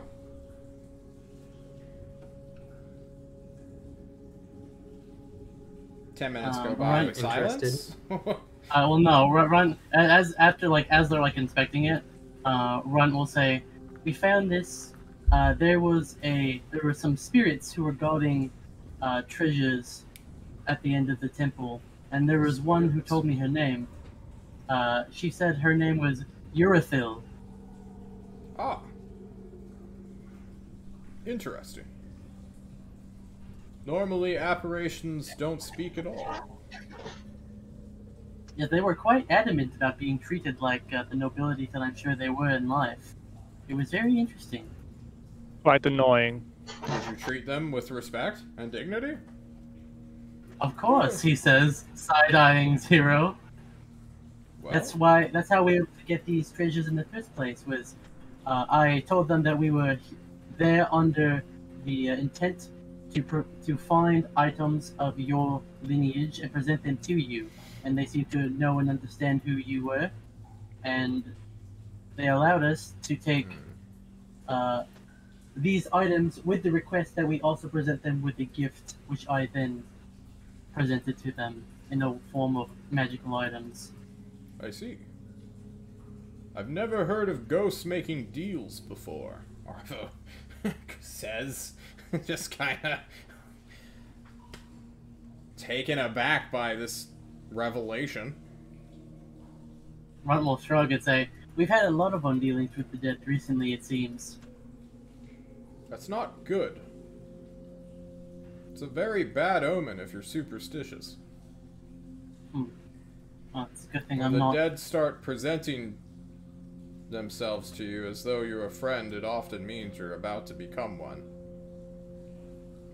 Well, they don't present themselves as friendly, but they seem to understand our situation and want to help us in our goals. Less of them being friends and more of them allies and understanding, empathetic, surprisingly. I see. It seems like the South has much more lively undead than in the North. Anyway. Does anyone else wish to speak with Arvo behind his plastic bubble? Or should we fast forward? I would like to relay what was on the murals to him and see if he recognizes any of that, what's going on. Shepherd, the fighting the bird, the tall mountain, and all that. Ooh, he does. He is very familiar with Erethil, it appears, or at least his natural 17 intellect check, or intellect history check, goes off. I see. Then, well, you indeed found a shrine of Erethil, our first king, who I now act as, not as. Fuck, your tongue's hard. He hesitates for a moment. Listens to the dripping water of his passive music and decides to change it. And buy himself more time. That's fine, we're listening to Dark Souls music still. Good. There we go. Let's get some dramatic gothic choir. What you seem to have seen or bore witness to is the life and times of Erethil. His hero's journey, as it were, and his death. The last thing you depict of him standing in alliance with monstrosities, that I know of.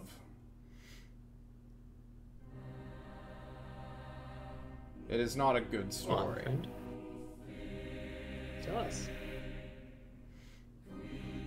Do you know of the wizard Hephaestus? Yes. Oh, he's the asshole, right? Yes, the asshole. The one Oh, everyone you hates. know him in your tongue. Perfect. Yes, that is the exact word for him in ours. He's called the asshole. Kill Cathar is what we call him.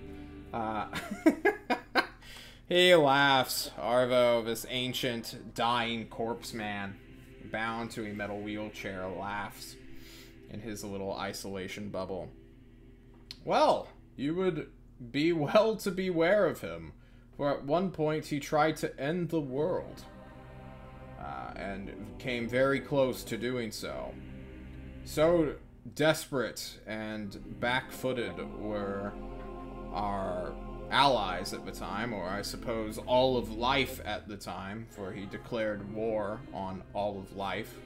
The elementals, the what were once known as the worm folk before they went, well, we don't know if they went extinct, but so many players, and he fought them all and nearly won.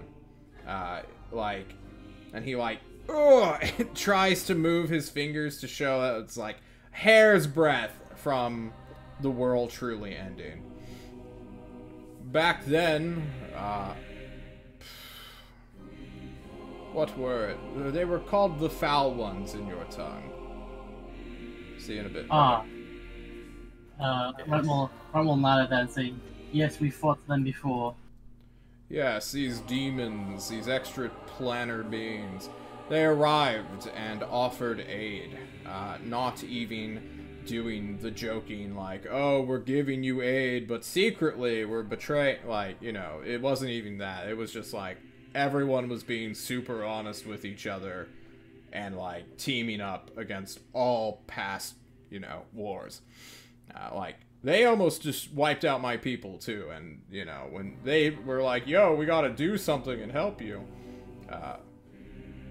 Erithil took them up on their offer.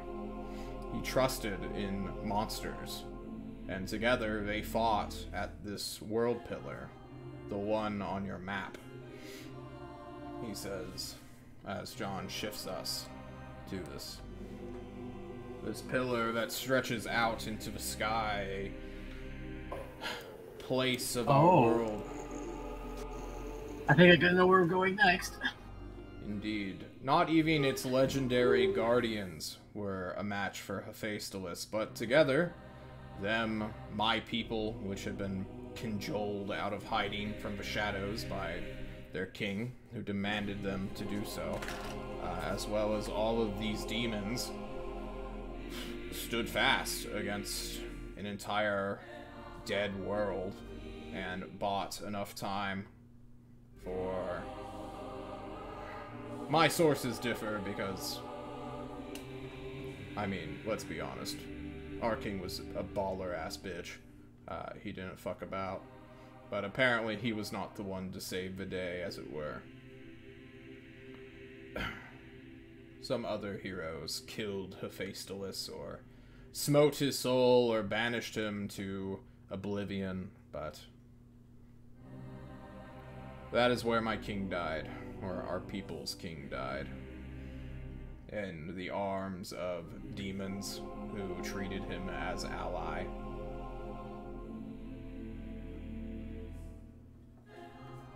Thank you, friend.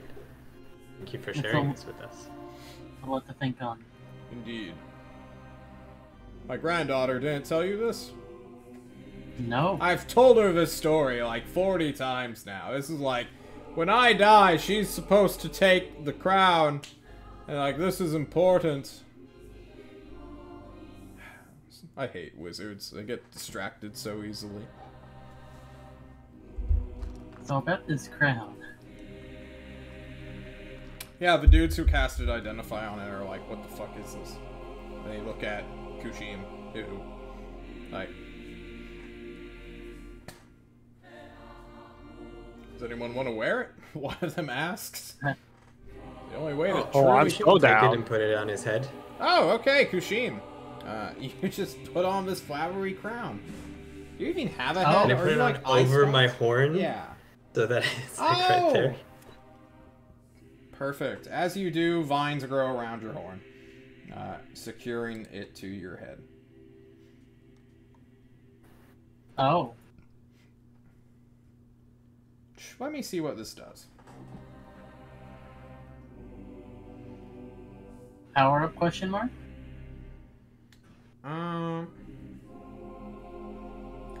Kushim, as you put this on your head, you have a very weird outer body experience of you coming out of your body and doing like a full 360 periscope view of your surroundings. And when you blink, your eye stalks focus on a point, and everything seems a bit more detailed, a bit more vibrant and living, and you're beginning to notice things about people. It's like turning on a YouTube video's graphics from like 240p to like 1080. Like a sudden high shift in quality. Kushim sees like a normal person, right? Even though he's a bug. Okay. I don't need to describe this in like, well, your multi-lensed eyeball. We'll leave that. I need to look at your character sheet and then change things about it. Ooh. Oh. Thursday. Because you feel yourself becoming smarter and wiser. Oh, wow. Big wows. Alright. Ooh. Have you ever thought about becoming a wizard, Kushim? Yeah. I Alright. thought about becoming a wizard. You may want to consider that. Because as your vision spreads across this world, you begin to feel yourself, your being, stretched. And stretched thin, Kushim. Mechanically, Kushim has just gained +2 to intelligence and wisdom and has lost 4 charisma. Ooh. Well, My primary spellcasting stat. Yikes. Yeah. I'm going to try and take it off. I need to see if it's cursed. I'm so sorry. Oh no. wait, would Identify tell you if it was cursed? No. Probably not. It No. doesn't. That's the one thing I do know about Identify. You take it off your head. It detaches from you willingly. You can reset your stats to I 16, 13. Well, I'll do that for you, actually. That way you don't have to. okay, thanks. 16. I said, well, that was fun, and I offer it to Evic and Zero. Would you like to try? Oh, it's fun? No, your eyes kind of glazed over a little bit. I'll just put it on. So many things. There you go. Zero, you put it on. Woo! You got a 360 degree. Everything's okay. Yeah, it's a very weird and trippy outer body experience as you feel yourself becoming more intelligent and more capable of noticing details about your environment, the people around you, and also feeling just this sudden gaping hole in your being as though you've just lost a key component of yourself. Should we? I just take it off too? Yep. Should we Oh, like, yeah. make a circle and just pass the hat around? If you want, dude, you got to try it. It's trippy. Yeah? Okay, think we well, should- I'll try just a little bit. Alright, once we're all done with this, I think it might be best for Arvo to try his hand edit, as it were. I am not touching anything that has flowers. Understood. I'm sorry. About And- My Is that life not is also- bound in steel now. Well, I have some unfortunate news then, because he's gonna take out the bow that's wreathed in Jesus vines. Christ.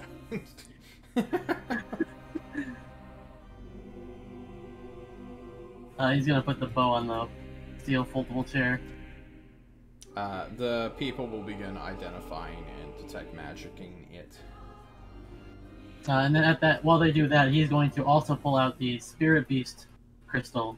At that moment, every guard just bum rushes you. Two of them will move to restrain you, Runt, and the other two will grasp that spirit core and yeet it into the ground. Do you resist? Nope. Alright, you are tackled, hefted, and then brought to the floor. Well, let him go. Yep. One guy just literally... I immediately try and not have that happen. Do you draw steel and make this a fight? No. But, like, if they're throwing him to the ground, I'll stop them. As I'm thrown to the ground, Runt just kind of goes, stop, I've seen this happen before, let it happen. Well, I guess if it's normal, we'll talk to Irithyll. I saw the raid team try to resist. It's not a smart idea. These two Uathayans will hold you down, Runt, and while the other two just fucking shatter this glass orb that on contact with the concrete will turn into violent sparks of glass, which then begin to evaporate. Everyone is kind of like stunned at this, and one, person, one apprentice is going to be like, "What? Why did that happen?" I thought it was a treasure we got from killing a spirit beast. I didn't know what it was. Why did you do that? The two guards of Arvo will get off your back, Runt, not trying to arrest or kill you, but get you away from a dangerous item. He will stand up, kind of brushing himself off, and will begin to walk away from the dust. You could at least explain why. Arvo looks at you all with his dead eyes. You are in the city of hunters, but you don't know how to kill a spirit beast, it seems. How ironic. Yeah, we killed it. We killed it. That thing was regenerating itself right in your backpack. Oh, yikes. Indeed, a spirit beast is not dead until its core is shattered. Well, that certainly would have been good to know. It sure I'm sorry for the startling surprise. I certainly didn't mean anything by it, as you can, I hopefully tell. I'm not the most quick-eyed as I used to be, but it looked like there was only a few hours left on that. They only take about 2 days or so to regenerate. Some of the quicker ones can do it in a couple of hours, I'm told.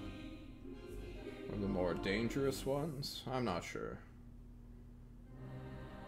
Well, it's a good thing that you stopped us, and Runt will look at the guards and give an apologetic nod.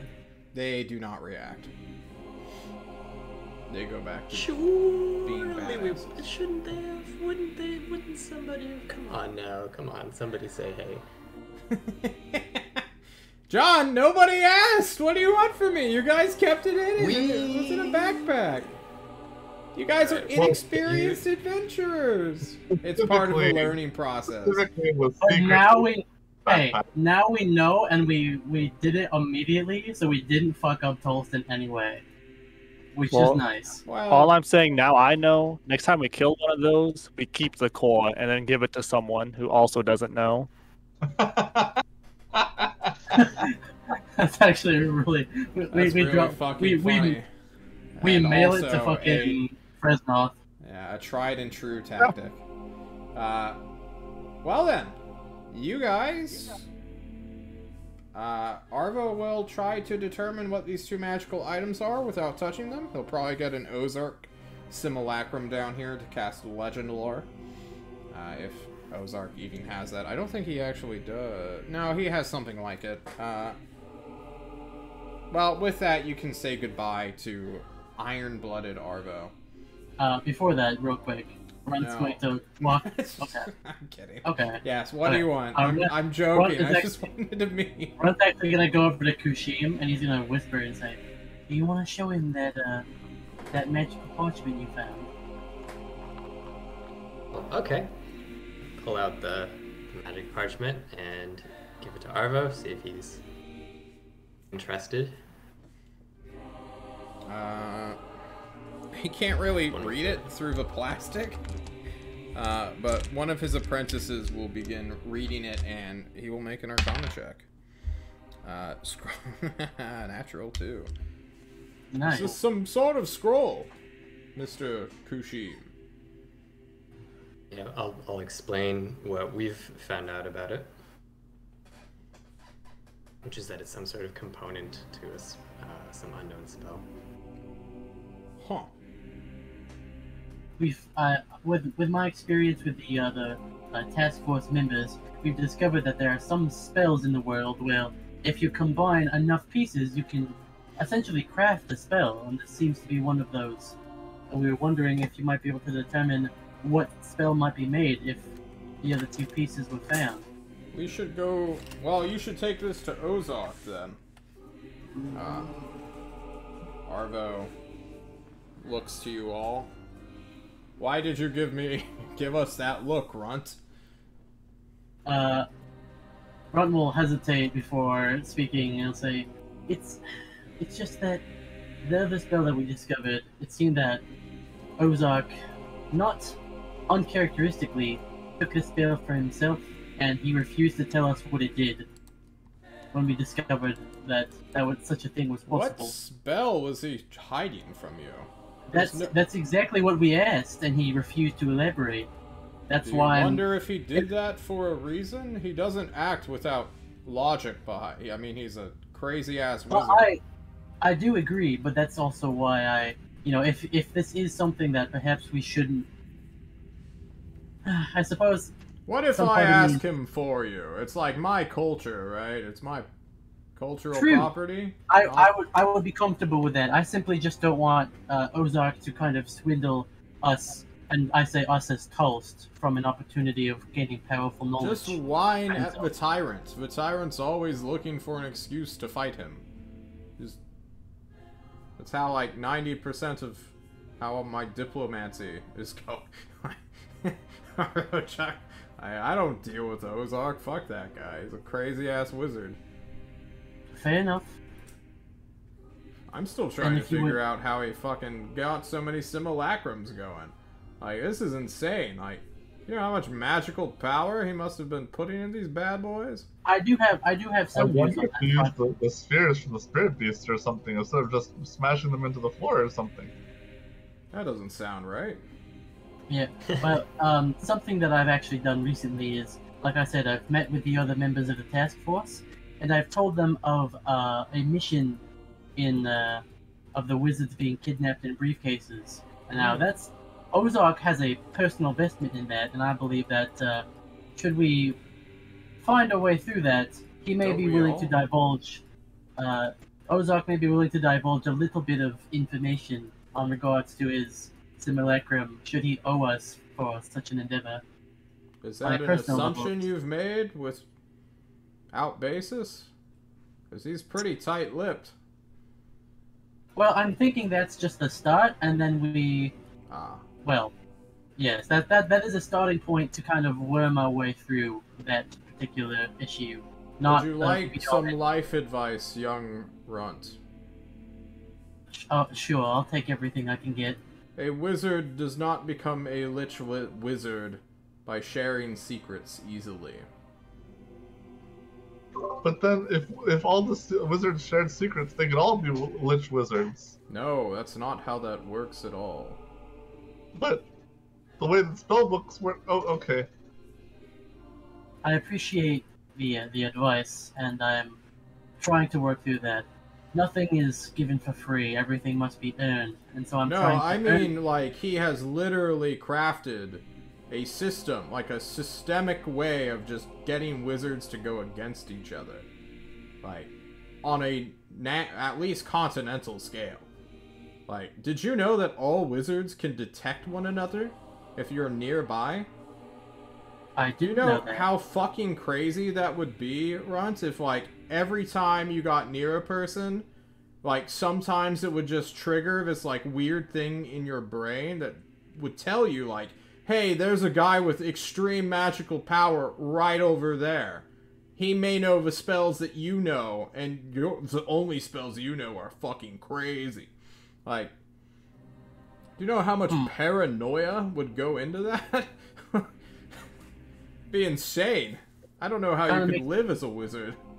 Yeah, I was about to say, it kind of makes me glad that I never garnered such power. Yeah. And, like, it's even happening to our people. We were outside of his influence a while ago, back in our homeland, but once we got down here, suddenly, like, oh shit. Irithil and my apprentices are now sizing each other up, ready to fucking throw down. Or maybe that's just my granddaughter, but, like, she normally doesn't. This is, like, a part of the land or something? Yeah, that's fucking Ozark's doing.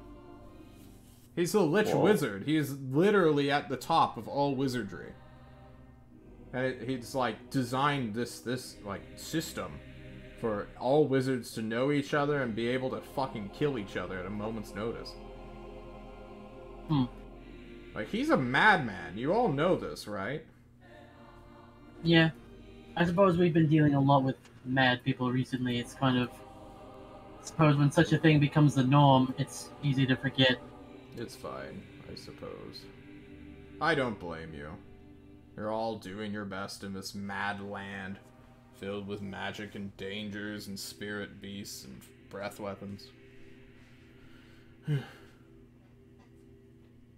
Anyway. I digress. That's all I had.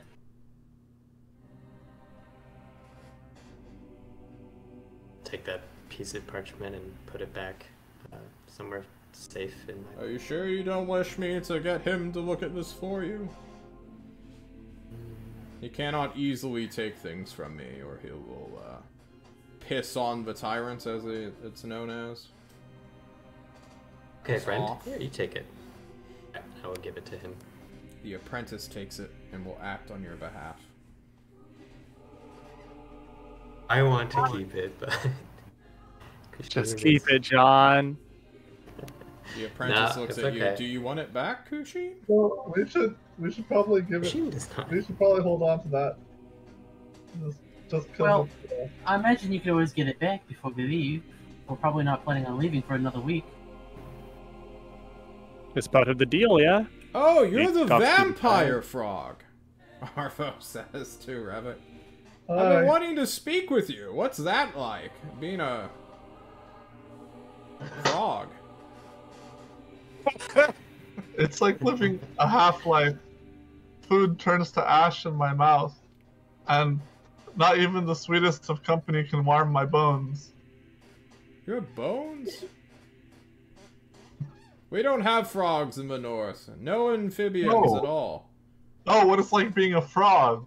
Yeah. Oh, well, it's nice and damp most of the time, except when it's not. When it's not damp, it gets kind of like get really itchy and kind of like Hairy. flaky. I'm told if you, like, don't drink enough water, you'll just fucking die. Is that true? Well, yeah, but that's true for everyone. Well... He looks at himself, his withered corpse bound to a metal chair. I don't drink water, they kind of just spray it on me at this point. If you tried it, maybe you drink. Maybe I can get you like a starter, like a bottle, and we can work you up I to know like a how to gallon. drink water, it's just, I'm old. You can stay hydrated. Do you 'Cause think I old thought- people I don't thought- drink water, John? Revik turns around and shows the mobile field well. You need about this much to keep nice skin. That's like 10 pounds. I can't, that's more than how much I entirely weigh. Oh, you have someone carry it for you. I have a Right. friend, a good friend. He sometimes carries my stuff for me when it's too heavy. How nice. Well, if Any you other- want anything the else? scroll back, you know where to find it. I will go and figure out what it is, I suppose. Okay. For sure. Bye! Alright, bye. I have to go practice singing. Bye. So we've left the bow, the crown, and the piece of parchment with them, Okay. right? Or did Yeah. they fully identify everything? They will identify everything for you guys by the end of your long rest. Will they be able to replicate anything by the end of our long rest? There's a chance for the bow. Probably. I will roll Ooh. that chance now. Oop. Oh no. No. It is beyond Arvo's ability, which means it is a very powerful magical item that is probably a unique one. Nice. Yeah. Anyway. I think it's long rest time. I think it's long rest time.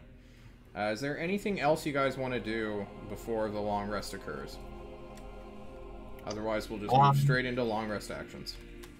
Can we can I work with the tyrant to create like a little area where, in theory, it's sort of like a bunch of guns pointed up at the air, so that when Arabelle comes to get me, just in case she goes rogue? Yeah. Cool. All right. It's actually I gotta have an image, but I'll share it later. Just an anti-air turret. Yeah, they'll set one up. Sentry going up. Can we sell that golden pole? So that we have Yes. some money to spend. Yes. They will give you... Wait, no, it's just 70 pounds of gold, so they'll give you 700 gold pieces for it. What is it? It's not a... What? It's not 10. An object. I think it's... They're... It's a relic made out of gold. It's like I mean, $35,000. Okay, sorry. You can All right, call sorry. it an art Right, object, it's up but to if I just showed someone, like, a really nice car to a guy who just wants the metal of that car, like, it's still gonna be scrap, right? Well, I will say from that, a coin, 50 coins is a pound. So even if we just cut it into coin-shaped value, it would be much more. Oh, I may have gotten my thing wrong. I try to go by gold bars when we do it. So gold bars are... Yeah, gold bar is 10 pounds, right? Here, let me do the thing.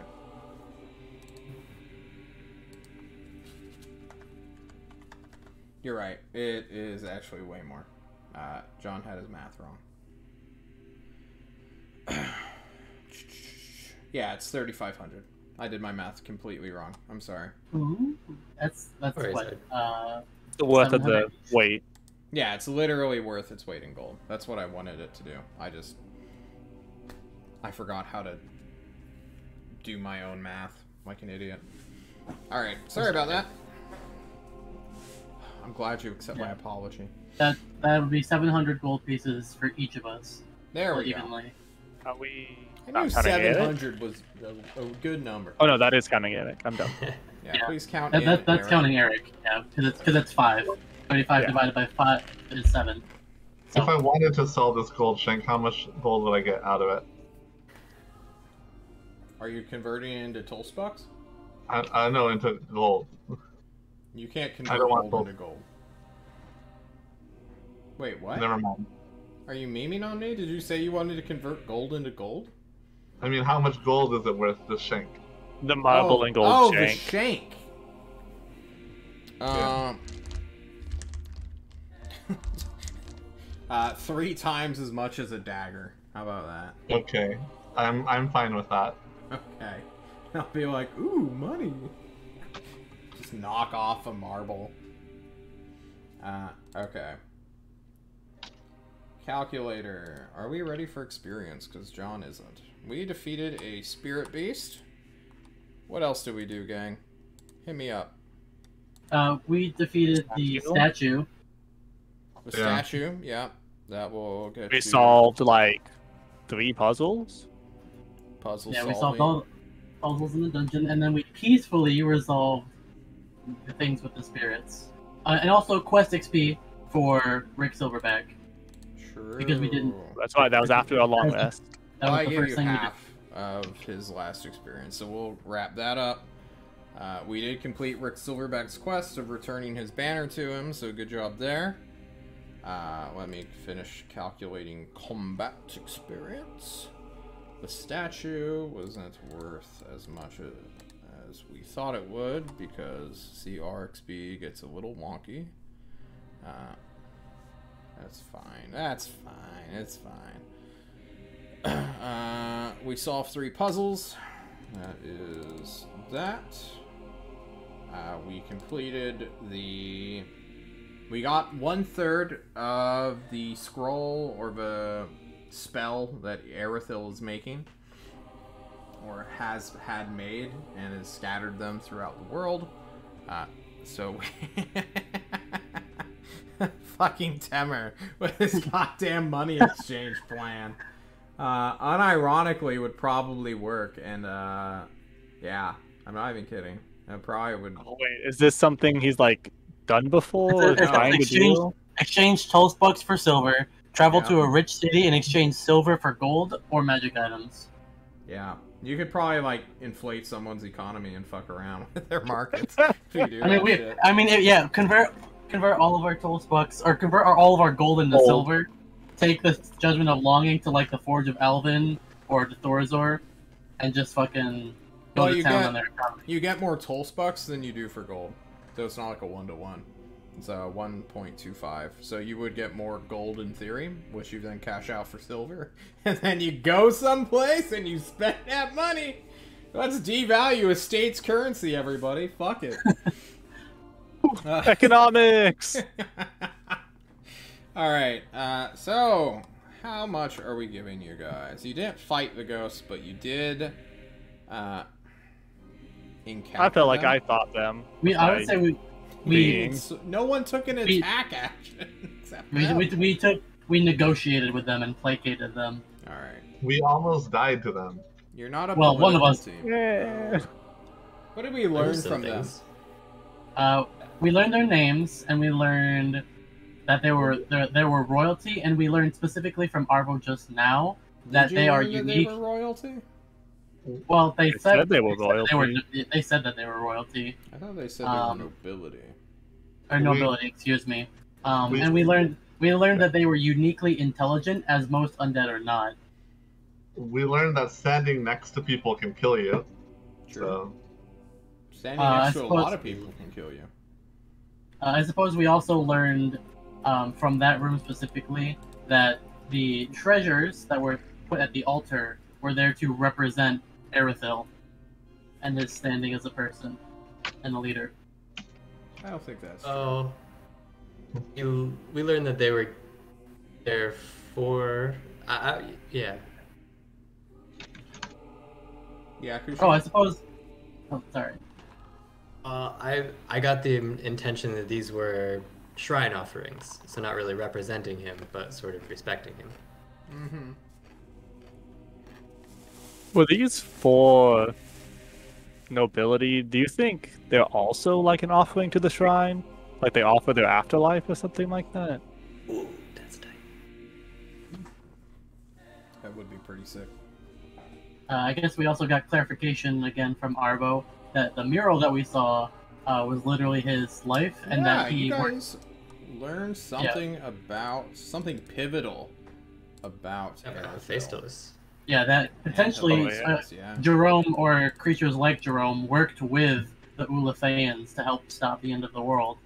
So that's also, they fought them to near extinction, the foul ones fighting the Ulithayans. So they're both ancient allies and enemies simultaneously.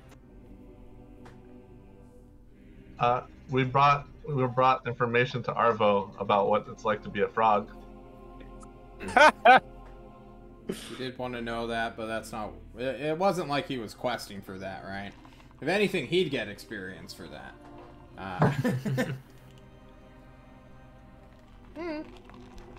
All right. Then we do math.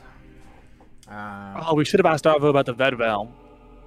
Oh yeah, I asked Aerithil, but I didn't ask Arvo. Oh yeah, well. Dude, I'm looking over my notes right now. I see that in capital, Vedvelm.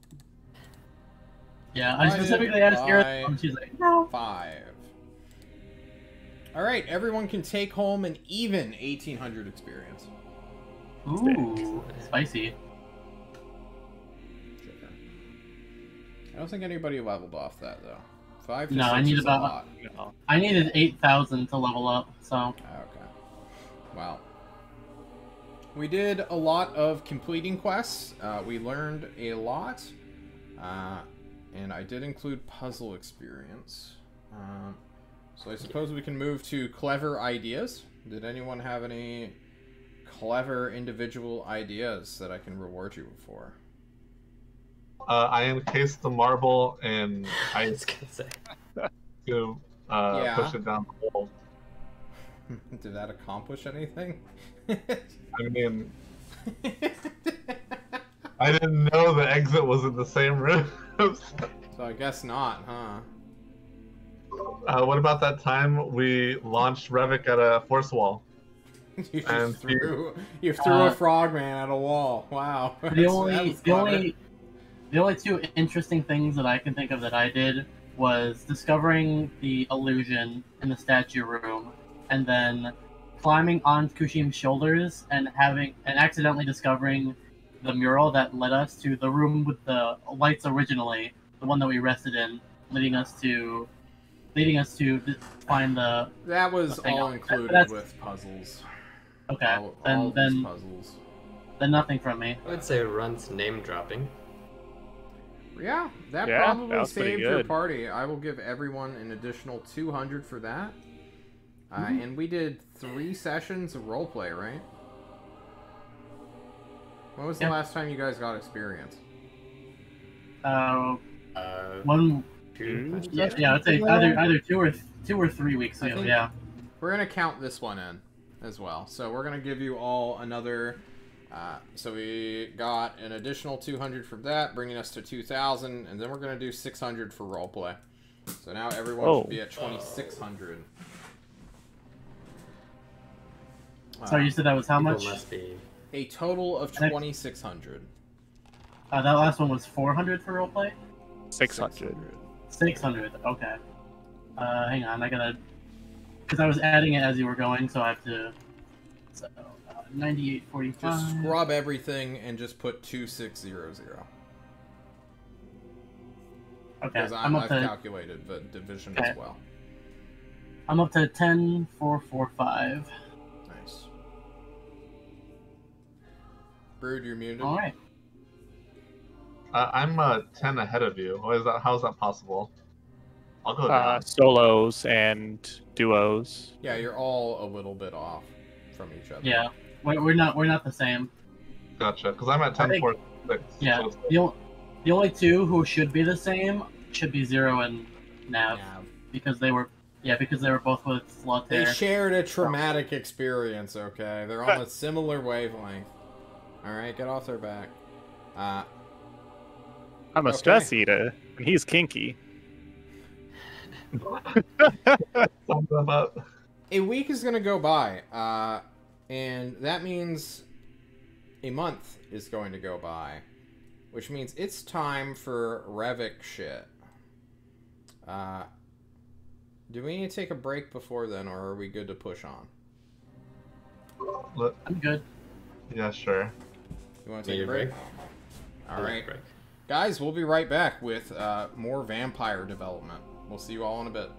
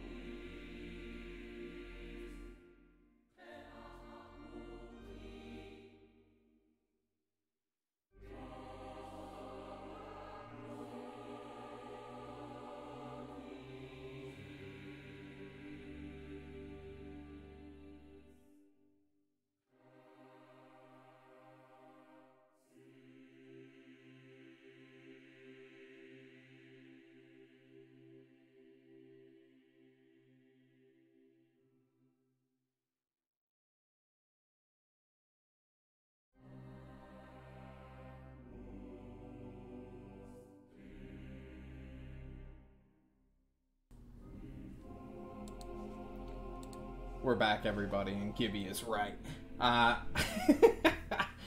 Guys, welcome back to City States of Klovisa, featuring a vampire.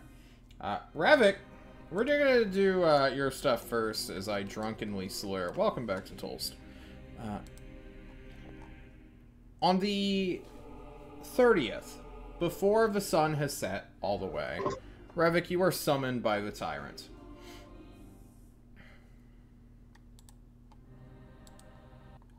You will meet him in the throne room, which has been emptied, so just you, he, and his bodyguard can have a conversation with you. Okay.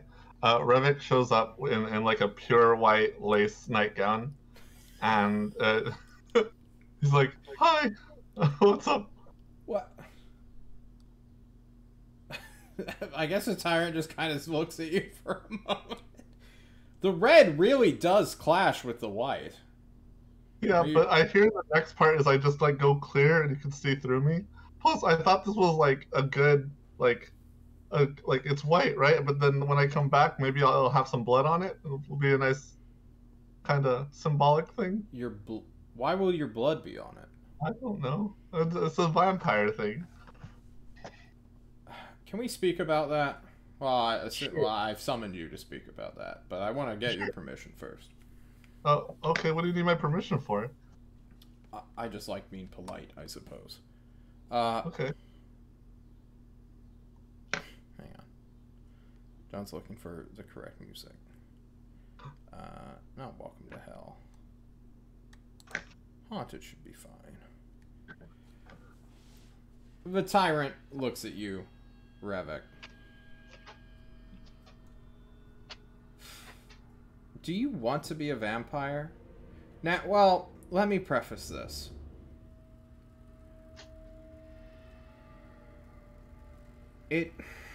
God, this is gonna make me sound crazy. Revik, at one point we must all choose or have a surprise happen to us which will determine how we end our lives. You are in a very unique position where you can see your death coming. Whether this be through vampirism, which I'm told ends in your death, and then rebirth through necromantic way. I don't know what the Overduke was hinting at when he said his grandfather became one, but when I asked him about it, he said basically like you die, and then you become a new person. Do you want to become a vampire?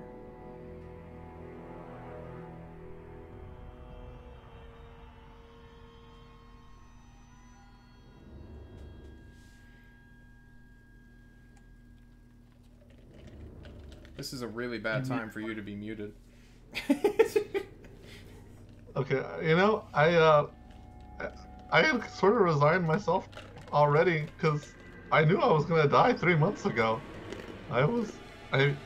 If I had a choice, of course I'd want to live, but Wow. the thing is, I've been thinking about how I'm gonna die for 3 months.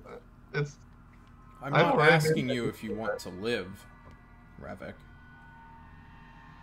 What you have is terminal. There's no way around that. But I'm asking you if you want to die as a vampire.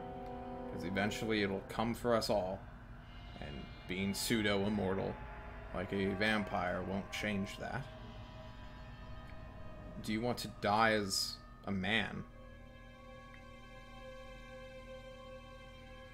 I'm not ready to leave yet. I think I'm not.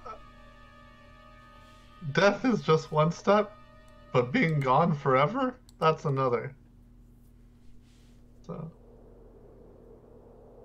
please let me become a vampire, if that's... I'm not going to kill you, Revik. I just wanted to know what you wanted. Because it's not often we think about how we want to die, and we as sentient mortal life often don't. We neglect that fact of our lives. I heard a story recently about one of my garrison soldiers fighting Fresnoth or Fresnoth's war children, or her brigands, who are now skirmishing with them around the city. I'm not sure exactly what's happening. I trust my generals and the people I sent there to do their job. But one of them apparently keeps 2 grenades, one for his enemies and then one for himself. And, you know, I asked Norm about that, because the dude's just in Norm's brigade. And it was a very, very weird and surreal experience, I suppose, of just life advice, and I thought to bring it up to you. Because you may have this thing within you that's growing and developing, and you don't want it to rip apart your humanity if you value that. Anyway, perhaps I'm rambling to myself, but we only get to die once, Revik. Some people.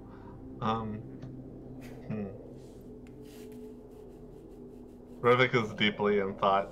On the one hand, he's considering how he hasn't found joy in the things that he used to, and on the other hand, he doesn't want just doesn't want to enter oblivion yet.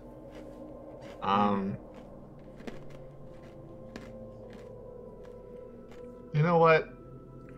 Maybe there's hope for good vampires, or, you know, Destry has a good view of vampires. Maybe it's not all so bad. So he resolves himself. Like, yeah, he wants to be a vampire. Okay.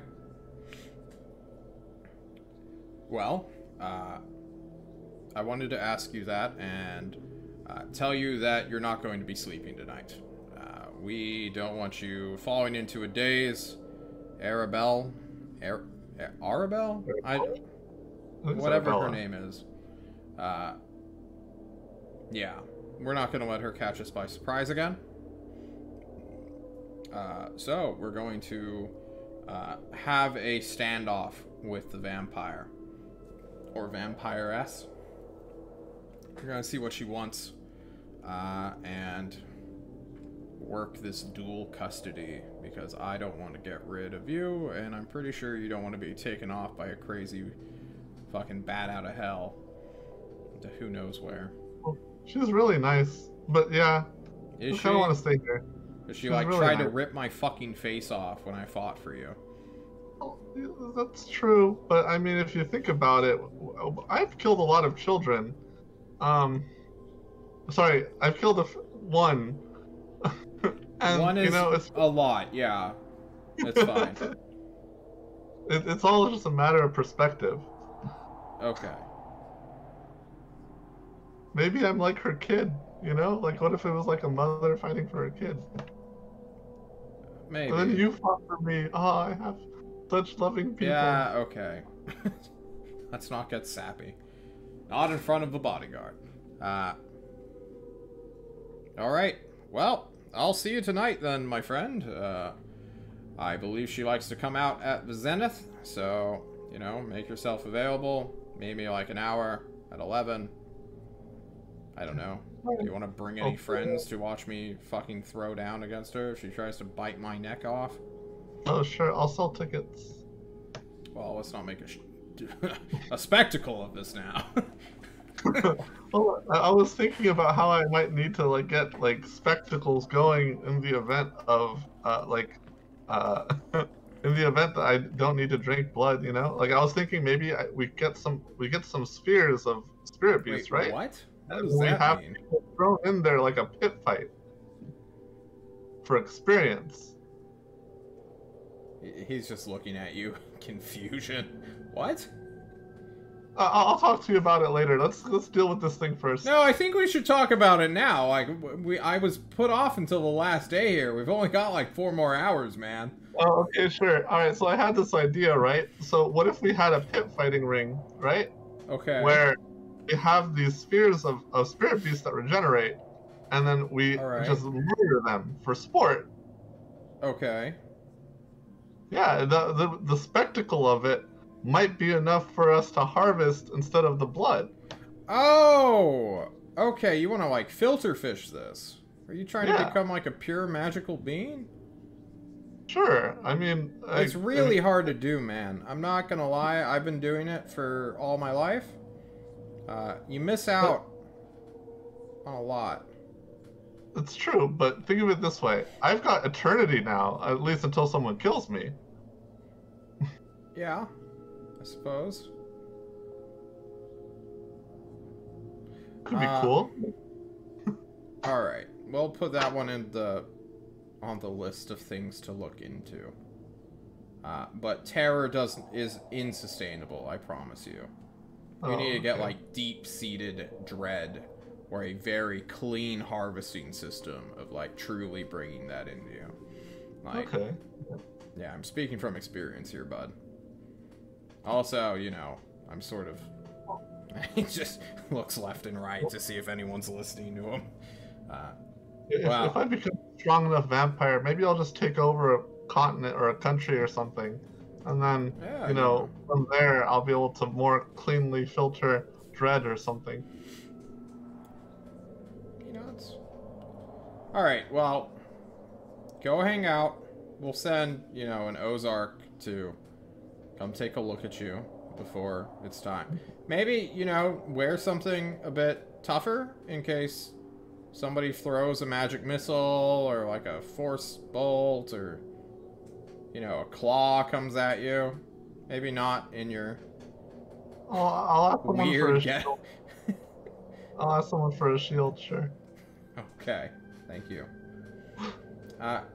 Revik, you have until 11 o'clock to do stuff. What do you want to do? Can I get all my friends together real quick? Just Who are your friends? My friends are Runt, Zero, Nav, and Kushim. Oh, okay. Oh, and Quinn, but Quinn's probably not there. No, Quinn is, he had an unfortunate accident. He's currently in the hospital. Sad. Unfortunate accident. He took some wounds at Destry. Yeah. That's the battle He's medic. getting his purple heart. Ooh. Okay, so I don't, there's been a lot of talk about me dying, so I just thought I'd say hi to you guys one last time. Wait, what? What? Hi. What do you mean dying? See, because the thing that I had to be back here for, it's like, so you guys know I've been sort of like turning into a vampire or whatever. Uh-huh. Yeah. Well, like, this will be my last day, like, Revik visibly breathes air, like, Oh, shit. Your last day, like, breathing? Like, you won't be able to breathe anymore? I think so? I'm not sure. It's, like, this is it. This is, like, the end of humanity. Isn't that, like, our entire purpose of this war is to stop stuff like that from happening? Yeah, I guess, yeah. But it's happening to me right now, so... So you're saying that this is your final goodbye? You're dead after this? No more Rivik? Well, I should come back, but I just don't know if I'll be the me that you remember. Should. Oh, wait. I thought you were just going to become vampire and you just go from how you are now to vampire. You were saying you will be different. I thought based on what the Overdue told us, I thought that like being turning into a vampire is like changing into a new set of clothes. Well, let's hope it's like that. I'm just glad you guys are here. Do you want us to like come with you If in you case want. anything happens? Yeah, sure. I have tickets here. Did you make handmade tickets, Revik? Handmade tickets. It's like, come see now, once in a lifetime. Revik maybe dies. Runt's gonna take your ticket. Or rather, as you go to hand him his ticket, he's going to grab your arm and pull you to him. Make a Constitution saving throw real quick. He's wearing gloves. I'm wearing gloves. I always wear gloves. You didn't denote that. Let's see Oh, it anyway. okay. It's being Okay. poisoned for a minute. Who cares? But we hug, and it feels tingly. He will embrace you with a bare hand because for what he needs to say to you is so important that he completely ignores the poison. He pulls Revit close, stares them in the eyes, and he says, "If this is it for you, regardless of what happens, I guess I should probably tell you my real name." Oh shit. Well, it's Why? not your real. But it's funny that you might actually take this secret to the grave. But Are you gonna whisper it or say it in front of everybody? he's going to whisper it, but it's going to be loud enough for everyone, like the party, to hear. It's R.unt. That's what Temer. No. He's going to say the name that I was born with, the one that I decided to abandon. It was Xavier. Xavier Talesbane. You're right. It means a lot. Revit, now that you know his true name, you can mind control him. Hell yeah. I'm gonna write that thing. And then Hashim's as, gonna as, go up, pick them both up in a bear hug, and say, Perfect. "Take notes on your death. We'll be there for you." Okay, I'll try. Alright. Zero, who the fuck is this guy? He's really excited for people to die, I guess. Yeah. Alright, I'm ready. I stopped by the armory and picked up a piece of notebook paper and a pencil. The armory? Yeah, I have a shield on one arm, and then a pencil and parchment on the other. Alright, you ripped the calendar off the wall. That has a note section on the very I back. still got the lates on. I did Yeah. not swap to stuff together. Alright, cool. Okay. You keep the lace. And we're gonna flash forward. Who wants to be witness to this? And I say witness because, you know.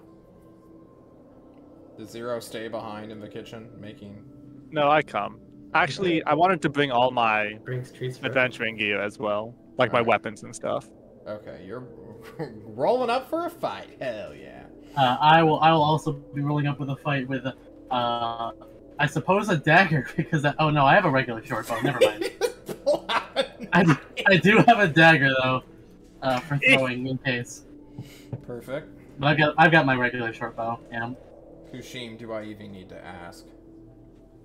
Of course, I'm going with sorted hammers and shovels and whatnot. You will go to a clearing out in the court. It is nighttime. The full moon is gone. It is a new moon today because it is the 30th, and as we all know, the moon is always full except on the day that it's not. Maybe it's not. And currently, that is this day. Revik, the tyrant is before you, having waited standing vigil in this clearing that you had been awoken from, where Arabelle, I don't know why you keep calling her Arabella, but it's Arabelle in all of my notes. Because I wrote it down, Arabella, in mine. Uh-oh. Uh-oh. We're gonna go Arabelle. It's Arabelle now. I guess so. As time moves on, you all kind of looking about each other. The bodyguard is gone. Ozark Simulacrum's gone. The garden homunculus, who it does gardening 24/7 to make sure everything looks nice, is dismissed. It doesn't know what to do with itself and self-destructs. But it's fine. They'll just make another one next month. Or I guess tomorrow. You all wait for the zenith, hanging out by this neat little fountain. And eventually, you will begin to hear a singing on the wind that is very haunting, very spooky, very scary to Runt specifically. Ron, I don't know what it is about this thing, but it affects you more than any other person currently here. Yeah. You don't need to make a saving throw yet, but when I ask you to, it'll be at disadvantage. Is it against the frightened condition? Maybe. Specifically? Okay, because I have advantage against frightened. Yeah, it ignores that. Just letting you know. I'm telling you. Ooh. It ignores race. It's a hobbit thing, I'm sorry. On the singing, Revik, you will begin to feel drowsy, as though you are being forced to go to sleep. I need you to make me a Constitution saving throw, at advantage, because all of your friends are nearby to help you out. A 16 will pass a DC 15.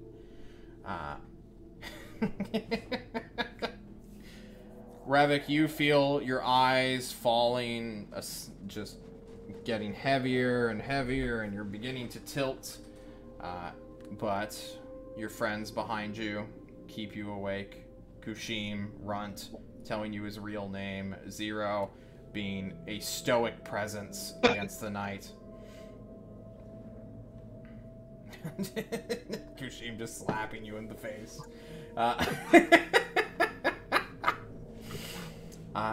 Revik will remain awake when Arabelle begins to descend from that blank void in the sky where the moon would normally be.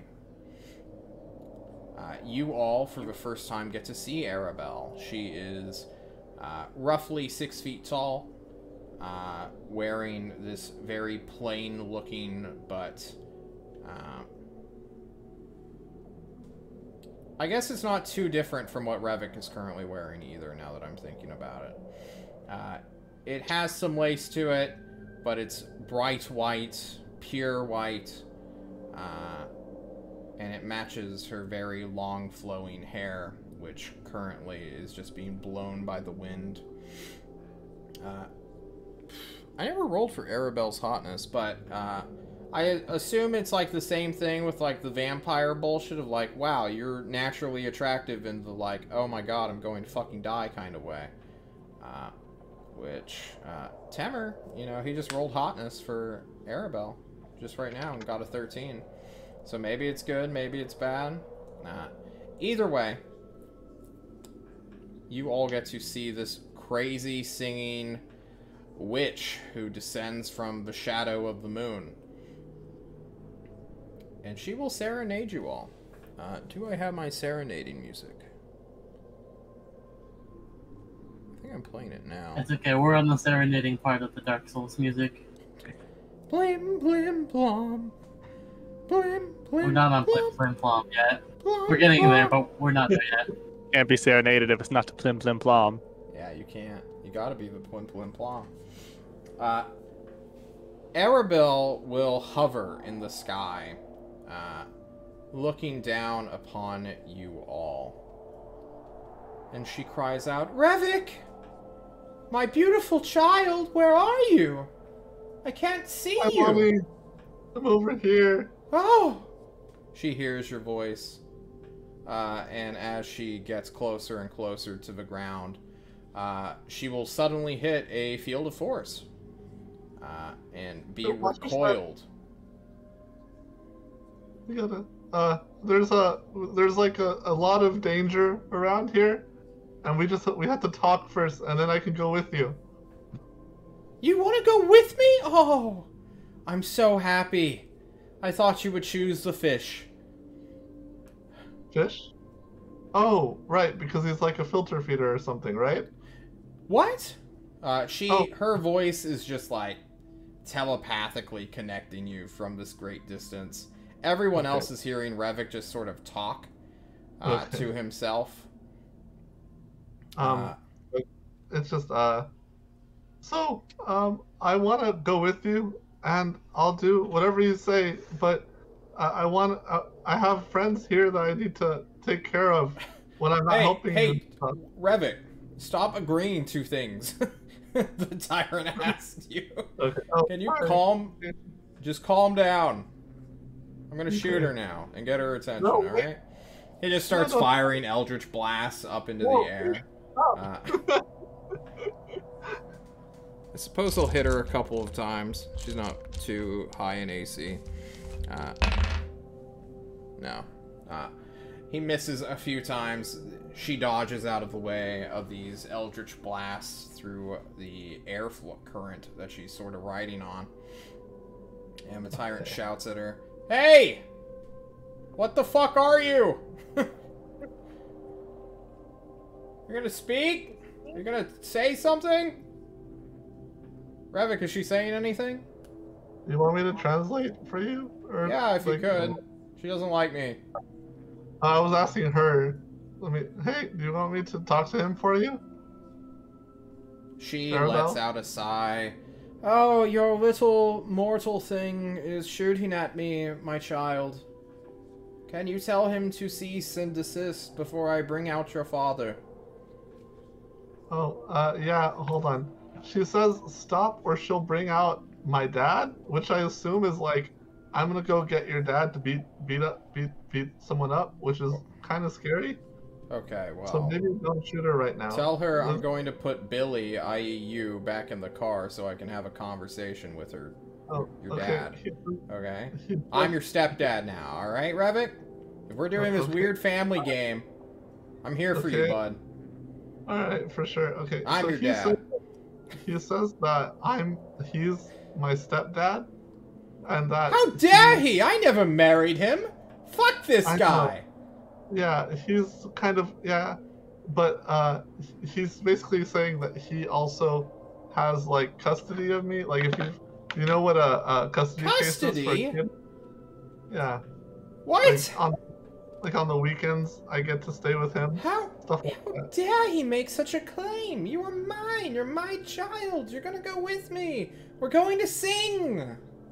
Yeah, I've been practicing, but that's what he says. He says that he'll keep me away from you unless we talk it out. He kidnapped my child! She cries. Everyone gets to watch her silently ride in the air except for Revik, who hears a very powerful scream. Ow. Okay, you're upsetting her. Tyrant. Good. She's fucking crazy, dude. No other vampire acts like this. Like, what? I'm gonna shoot her again. No, but she's my mom. We'll tell her to become sane enough so that we can have a conversation about your future, champ. He just wants to talk about the future. If you'll just come down and talk to us with words instead of through me. I really don't want to. Do you remember that one time when we met, and then I think you were talking to me? It's possible you weren't. But, I mean, it's just for a little while, and then we can go do the stuff to be vampires together. For you, I will do anything, she says. And hits the barrier, lands hard, and then scurries around this invisible field of force. Mirroring kind of what you did in the Ulathaean shrine, Revik, except you kind of fell into, like, water, and she kind of is searching for a way in. Can you drop the field of force? Hell no, she can stand outside like a normal person. Fuck this bitch.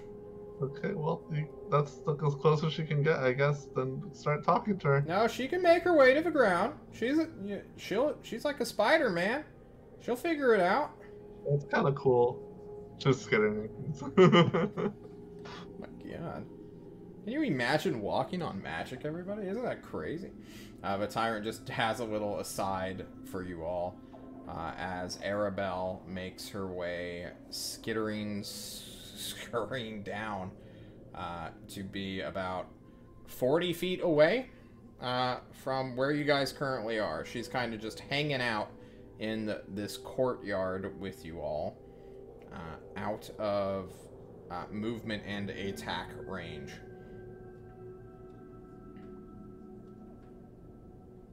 Okay, so I guess we can start the negotiations. I suppose we can. Or, Now, haha, Revik, the tyrant says, we could trap her here until the sun comes up. Wouldn't you like that instead? Won't I still be dead? I thought I'm gonna die no matter Well, what. you know, you can, but you can also get rid of this crazy bitch right here, right now. Brother, you and me, the tyrant says, looking at you. But it won't be you and me. I'll die if she doesn't take care of me. Wait, why? Yeah, you said that's what happens to vampires who don't have their parents. Is that what he said? Like horrible bad thing happens to them. The tyrant would have learned this from the Overduke. Fuck. Alright, non-canon then. My bad. It's okay. Plim plim plom. Time rewinds. The tyrant calls out to this crazy bitch. So, can you, like, leave and still keep him alive? I asked the question, like, is it possible for me to stay alive? Or do I have to be like, I have to be like you, right? You don't have to be like me, but it's better if you are. Really? I can just stay the way I am? No. No? Oh. You can find a difference. You could find a surrogate. But that means you hate me, she says. No, and there's so much empathy in, like, oh, you would hate your own mom? Oh. I turn to the tyrant. She says no. What do you mean she says no? She says there's no other way.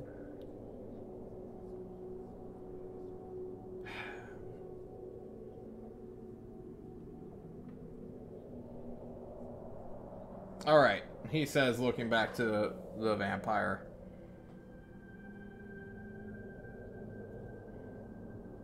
So what's the end goal here? Like, time passes, you take him, and then he's just gone forever? I ask what the purpose of me going with her is, and, To sing! Revik, Yes, my child, we must sing! We must bring a new dawn to this wretched world and get rid of all the water. Okay, yeah. Oh, I said that already. I turned to the tyrant. Remember I said that we were going to get rid of all the water? We're going to do that. Yeah, I That's mean, like... Are you just going to be, like, following her around, flying, like, around in the sky and then singing at the world? We'll be singing, and getting rid of water, I guess. See, like, I don't understand that part. And that part worries me a lot, because that's not a real process, right? Because, like, you can't sing water out of existence. Water doesn't hear anything. So, like... wait. Hold on. Does anyone have their dibs? Oh, Kashim has his dibs. Okay, hold on. Wait, hold on. Wait, let's find out. Alright, Kashim, can you spill the water out? We'll spill all the water out. You spill the water out and Arabelle hisses. Ah! She screeches at you, Kushim, a very audible, murderous screech. Oh, sorry, that was my fault. I shaped the water into a cube. Can you She sing continues the water to hiss. away? What are you doing, Revik? Get rid of that! It's dangerous! I don't know how to sing it away. It's because you're not powerful enough yet, Revik. Can Oh, you? my beautiful child. Are you able to sing the water away? Of course I can, but not with this field of magic. She slaps this field of force that is protecting you from her. In my way? Okay, is it 30 feet? Is she 30 feet away? Or She's she said how 40 far feet. away? 40, damn. Well, I can move the water 10 feet, 30 feet closer to her. I don't know if she... Does it get through the field of force? I want to see what happens when she gets rid of the water. She doesn't like it when you move it closer to her. Okay. Oh no. It's just water. I mean, I used to... It's not just water, Revik. My beautiful, precious, ignorant child. You can't trust it. It moves everywhere. It's true, but I mean, if you trust it just a little bit, You No, sometimes there is no such thing as little bits. It's all or nothing, Revik. We live in a world of absolutes. Oh, see, that's weird because the thing we wanted to talk about was about me being able to stay here sometimes and then sometimes going with you. Well, of course you must stay here sometimes. How else will you sing away the water? Oh, okay. I can't do it all on my own. Okay, well, I can do that with you. But Yes, and then your children will do it with you, and it will become a family tradition of okay. you and all of your family, my family, singing away the water. Sounds good. Yeah. But okay, Tyrant, any other questions? All we're gonna do is sing away the water. Yeah, I'm not gonna let you sing away the fucking water, Revik. What? But People need to drink that shit. Not everyone can live like I do. there's a lot of water. It's not like we're gonna get rid of all of it. But what if there's, like, not water anymore? Then, like, Revik, you're gonna what doom would- all of humanity. What would Kushim do if he didn't have any water to drink? Aw. Yeah. What about Kushim? Your only friend. Well, counter argument. Run raises an eyebrow and looks at the tyrant. He doesn't know your relationship. He still thinks you're a fucking spy. He's not tricking everybody. Well, I guess we could also, everyone can become a vampire with me. No, that's cool. That's not how that No. works. No? We all know that's not how that works. Ask her. Revik, if you remember, Why we doesn't she literally have talked to, children of her own doing this shit now? Ask her that. Okay. Rivik, remember when we talked to the Duke of Growthhill? He said one of the big things, he wanted to become a vampire, if you remember. And he mentioned something about how specific vampires could really only have one, let's call them children at a time, one single child. Right. Maybe you should talk to her about that. Oh, sure.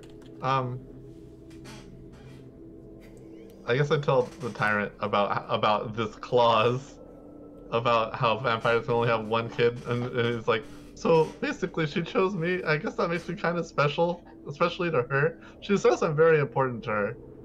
I gotta. Like, What makes it's actually- Revik so special? He Oh, shouts okay. at Yeah, this oh. lady. Why me? Arabella, why not anyone else? Because you were there, schmookums. Oh. I'm the chosen one, I tell the tyrant. Go ahead and give me a deception check. As you begin to tear up and cry, realizing your bond wasn't nearly as good as you thought it was. Yeah. I'm the chosen one. Yeah. What'd she really tell you, Revik? Oh, product of circumstance, which someone would say is fate. Some would say that, actually, yeah. Ozark would say that. Alright. Ask her how long this transformation takes. Okay. In my time, pre-child time, how long will it take for me to transform like you? How many moons? 3 more, Yeah. and then you and I will sing forever. It will be beautiful. No, 3 nights, and then I'll be like her or something. Does she mean 3 nights? I'll or- be a little bit. Three moons. Okay, that's usually like in terms of moon cycles, right? So months? Yeah, 3 months, I guess. Okay. So we have 3 months to figure out how to kill her without killing you. What? What? What do you mean, what?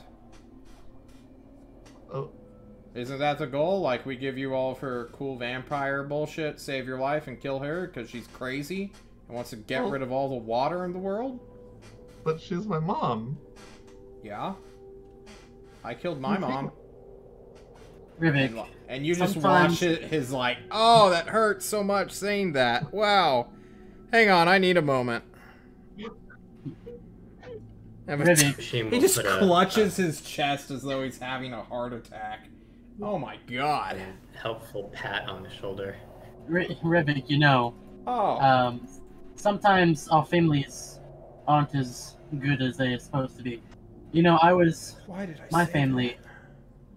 My family lived in a small village just outside of Maelstrom, and we came under attack by spirit beasts.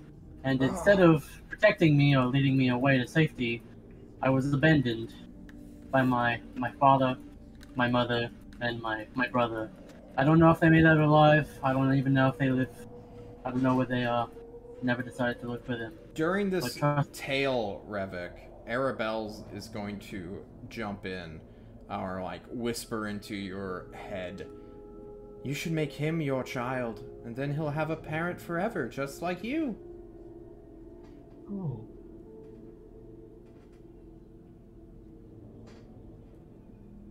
Runt, that's really unfortunate, and I'm sorry that you had to experience that. It's not about being sorry, man. If you could have a family that cared for you and loved you, wouldn't you want that? Runt will look at Kushim, and he will look at Zero, and he will look back at Revik, and he will say, I think I'm starting to get it. I think I'm starting to have one. The tyrant just begins to cry. Oh my god! That was so beautiful. Oh, that's what friendship's all about! He tears up and quickly like wipes his eyes, and then it's like back to focus. Alright, Revik. We can't take you away from his family you're growing. This is like a found family situation. She wants to kidnap you from them. We can't do that. That's monstrous. She's a monster, Revik. Oh dear, it's a monstrous.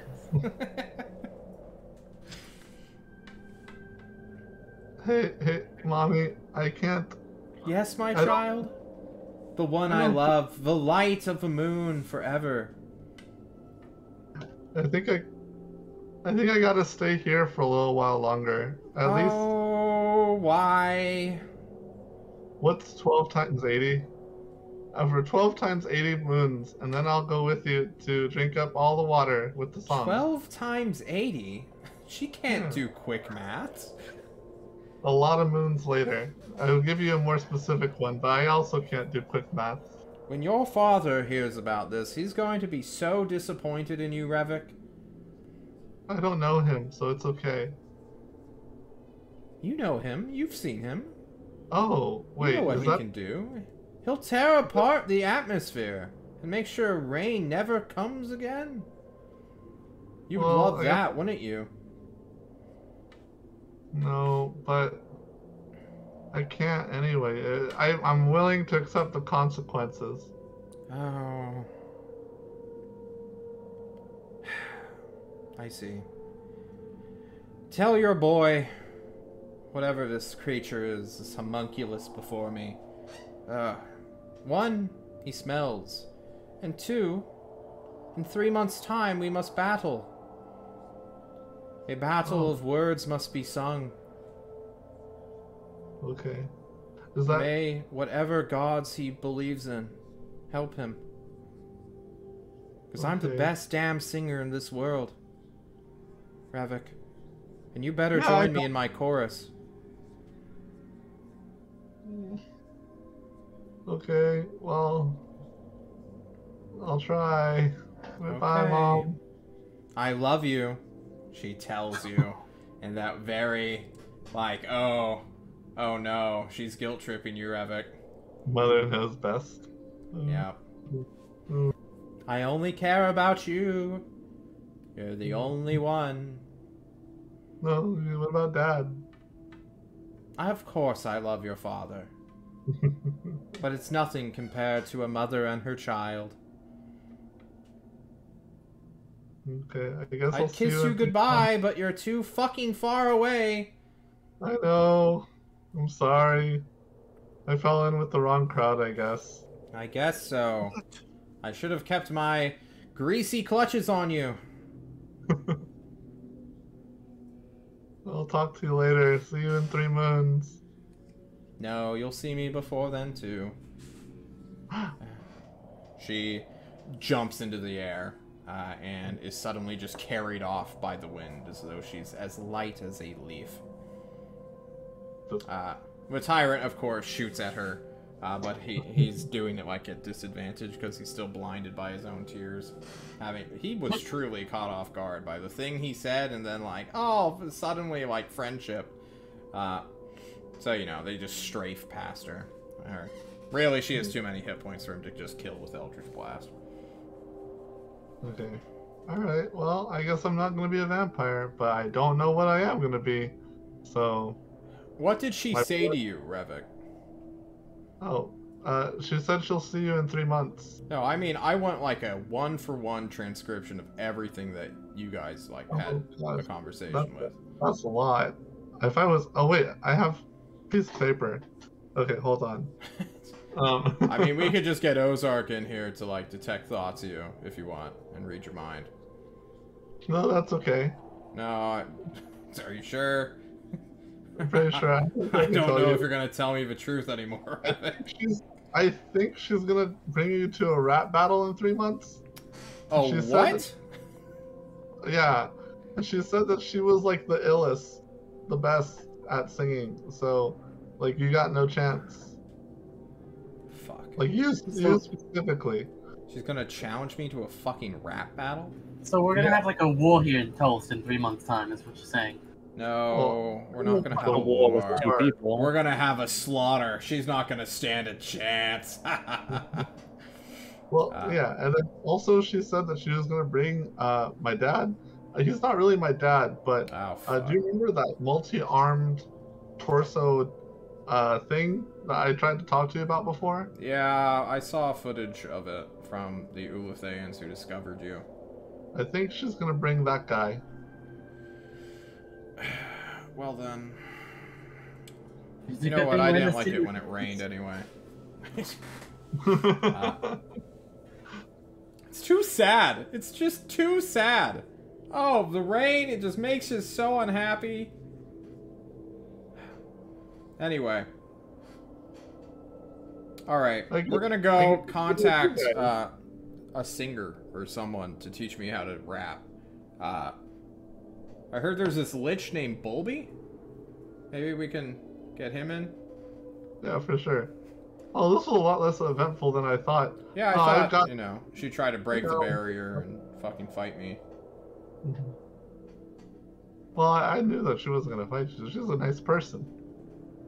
She wants to get rid of the world's water. Yeah, we all have dreams.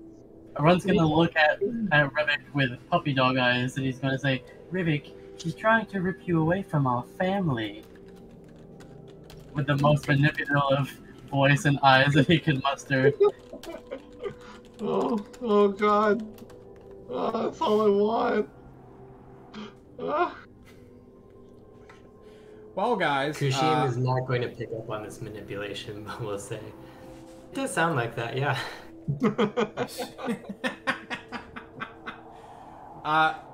Shit, he keeps getting up. I wanna clock us out with all of us here. Guys, we have an uncertain future ahead of us. We have vampires that need to be dealt with. We have Erithil. We have only one part of the spell, and we still don't know what that is exactly for. Hopefully these answers will be solved the next time we meet, next Thursday, where we will do more lore dropping, where we will do more research, get our next quest picked out, whether we want to pursue this Revik plotline or if we want to go harder into the Ulethian stuff, which seems to be what your lives are being dominated by currently. And additionally, we will get to meet a new friend. A new member of the Discovery team is being brought in. His name's Orion in the Discord. Say hi to him when you get a chance. He's really cool. Hi, Orion. And I don't want to spoil his character or anything, but hopefully... What's his name? How do you spell it? Orion, and then there's an extra letter that I can't remember. Oh, he's reservist. Got it. He is a reservist. I've already talked to him. He seems super cool. I can't wait to bully him like I do all of you. Yeah, won't be bullied anymore. Woo. Less Haha, bullied. said sarcastically. People in the chat, thank you so much for joining us tonight. Temer, Rumble Roar, Pyro, and many others who did not make me dab. As I check my feed to make sure that didn't happen. We're all out of points. We can't make you Good. that. 16 I have hundred.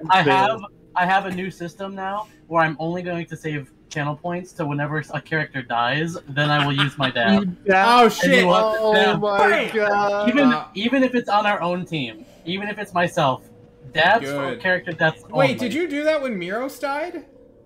I did not have points to. Somebody made me dab when Miros died. Oh, Because my last dab was when Anshua got basically dishonored by his princess. That was the last dab I was able to do. Oh, that's what it was. Okay. Yeah. Speaking was of the exile dab. Saturday, guys, the political team will have a guest star known as Apollo Nick, who ran Deadly Dungeon for us, and now I'm giving him the chance to, I guess, take back what was stolen from him and make him put random strangers who never had to deal with him suffer like he suffered when he ran Deadly Dungeon. So check that out. Normal starting time, 5 p.m. CST.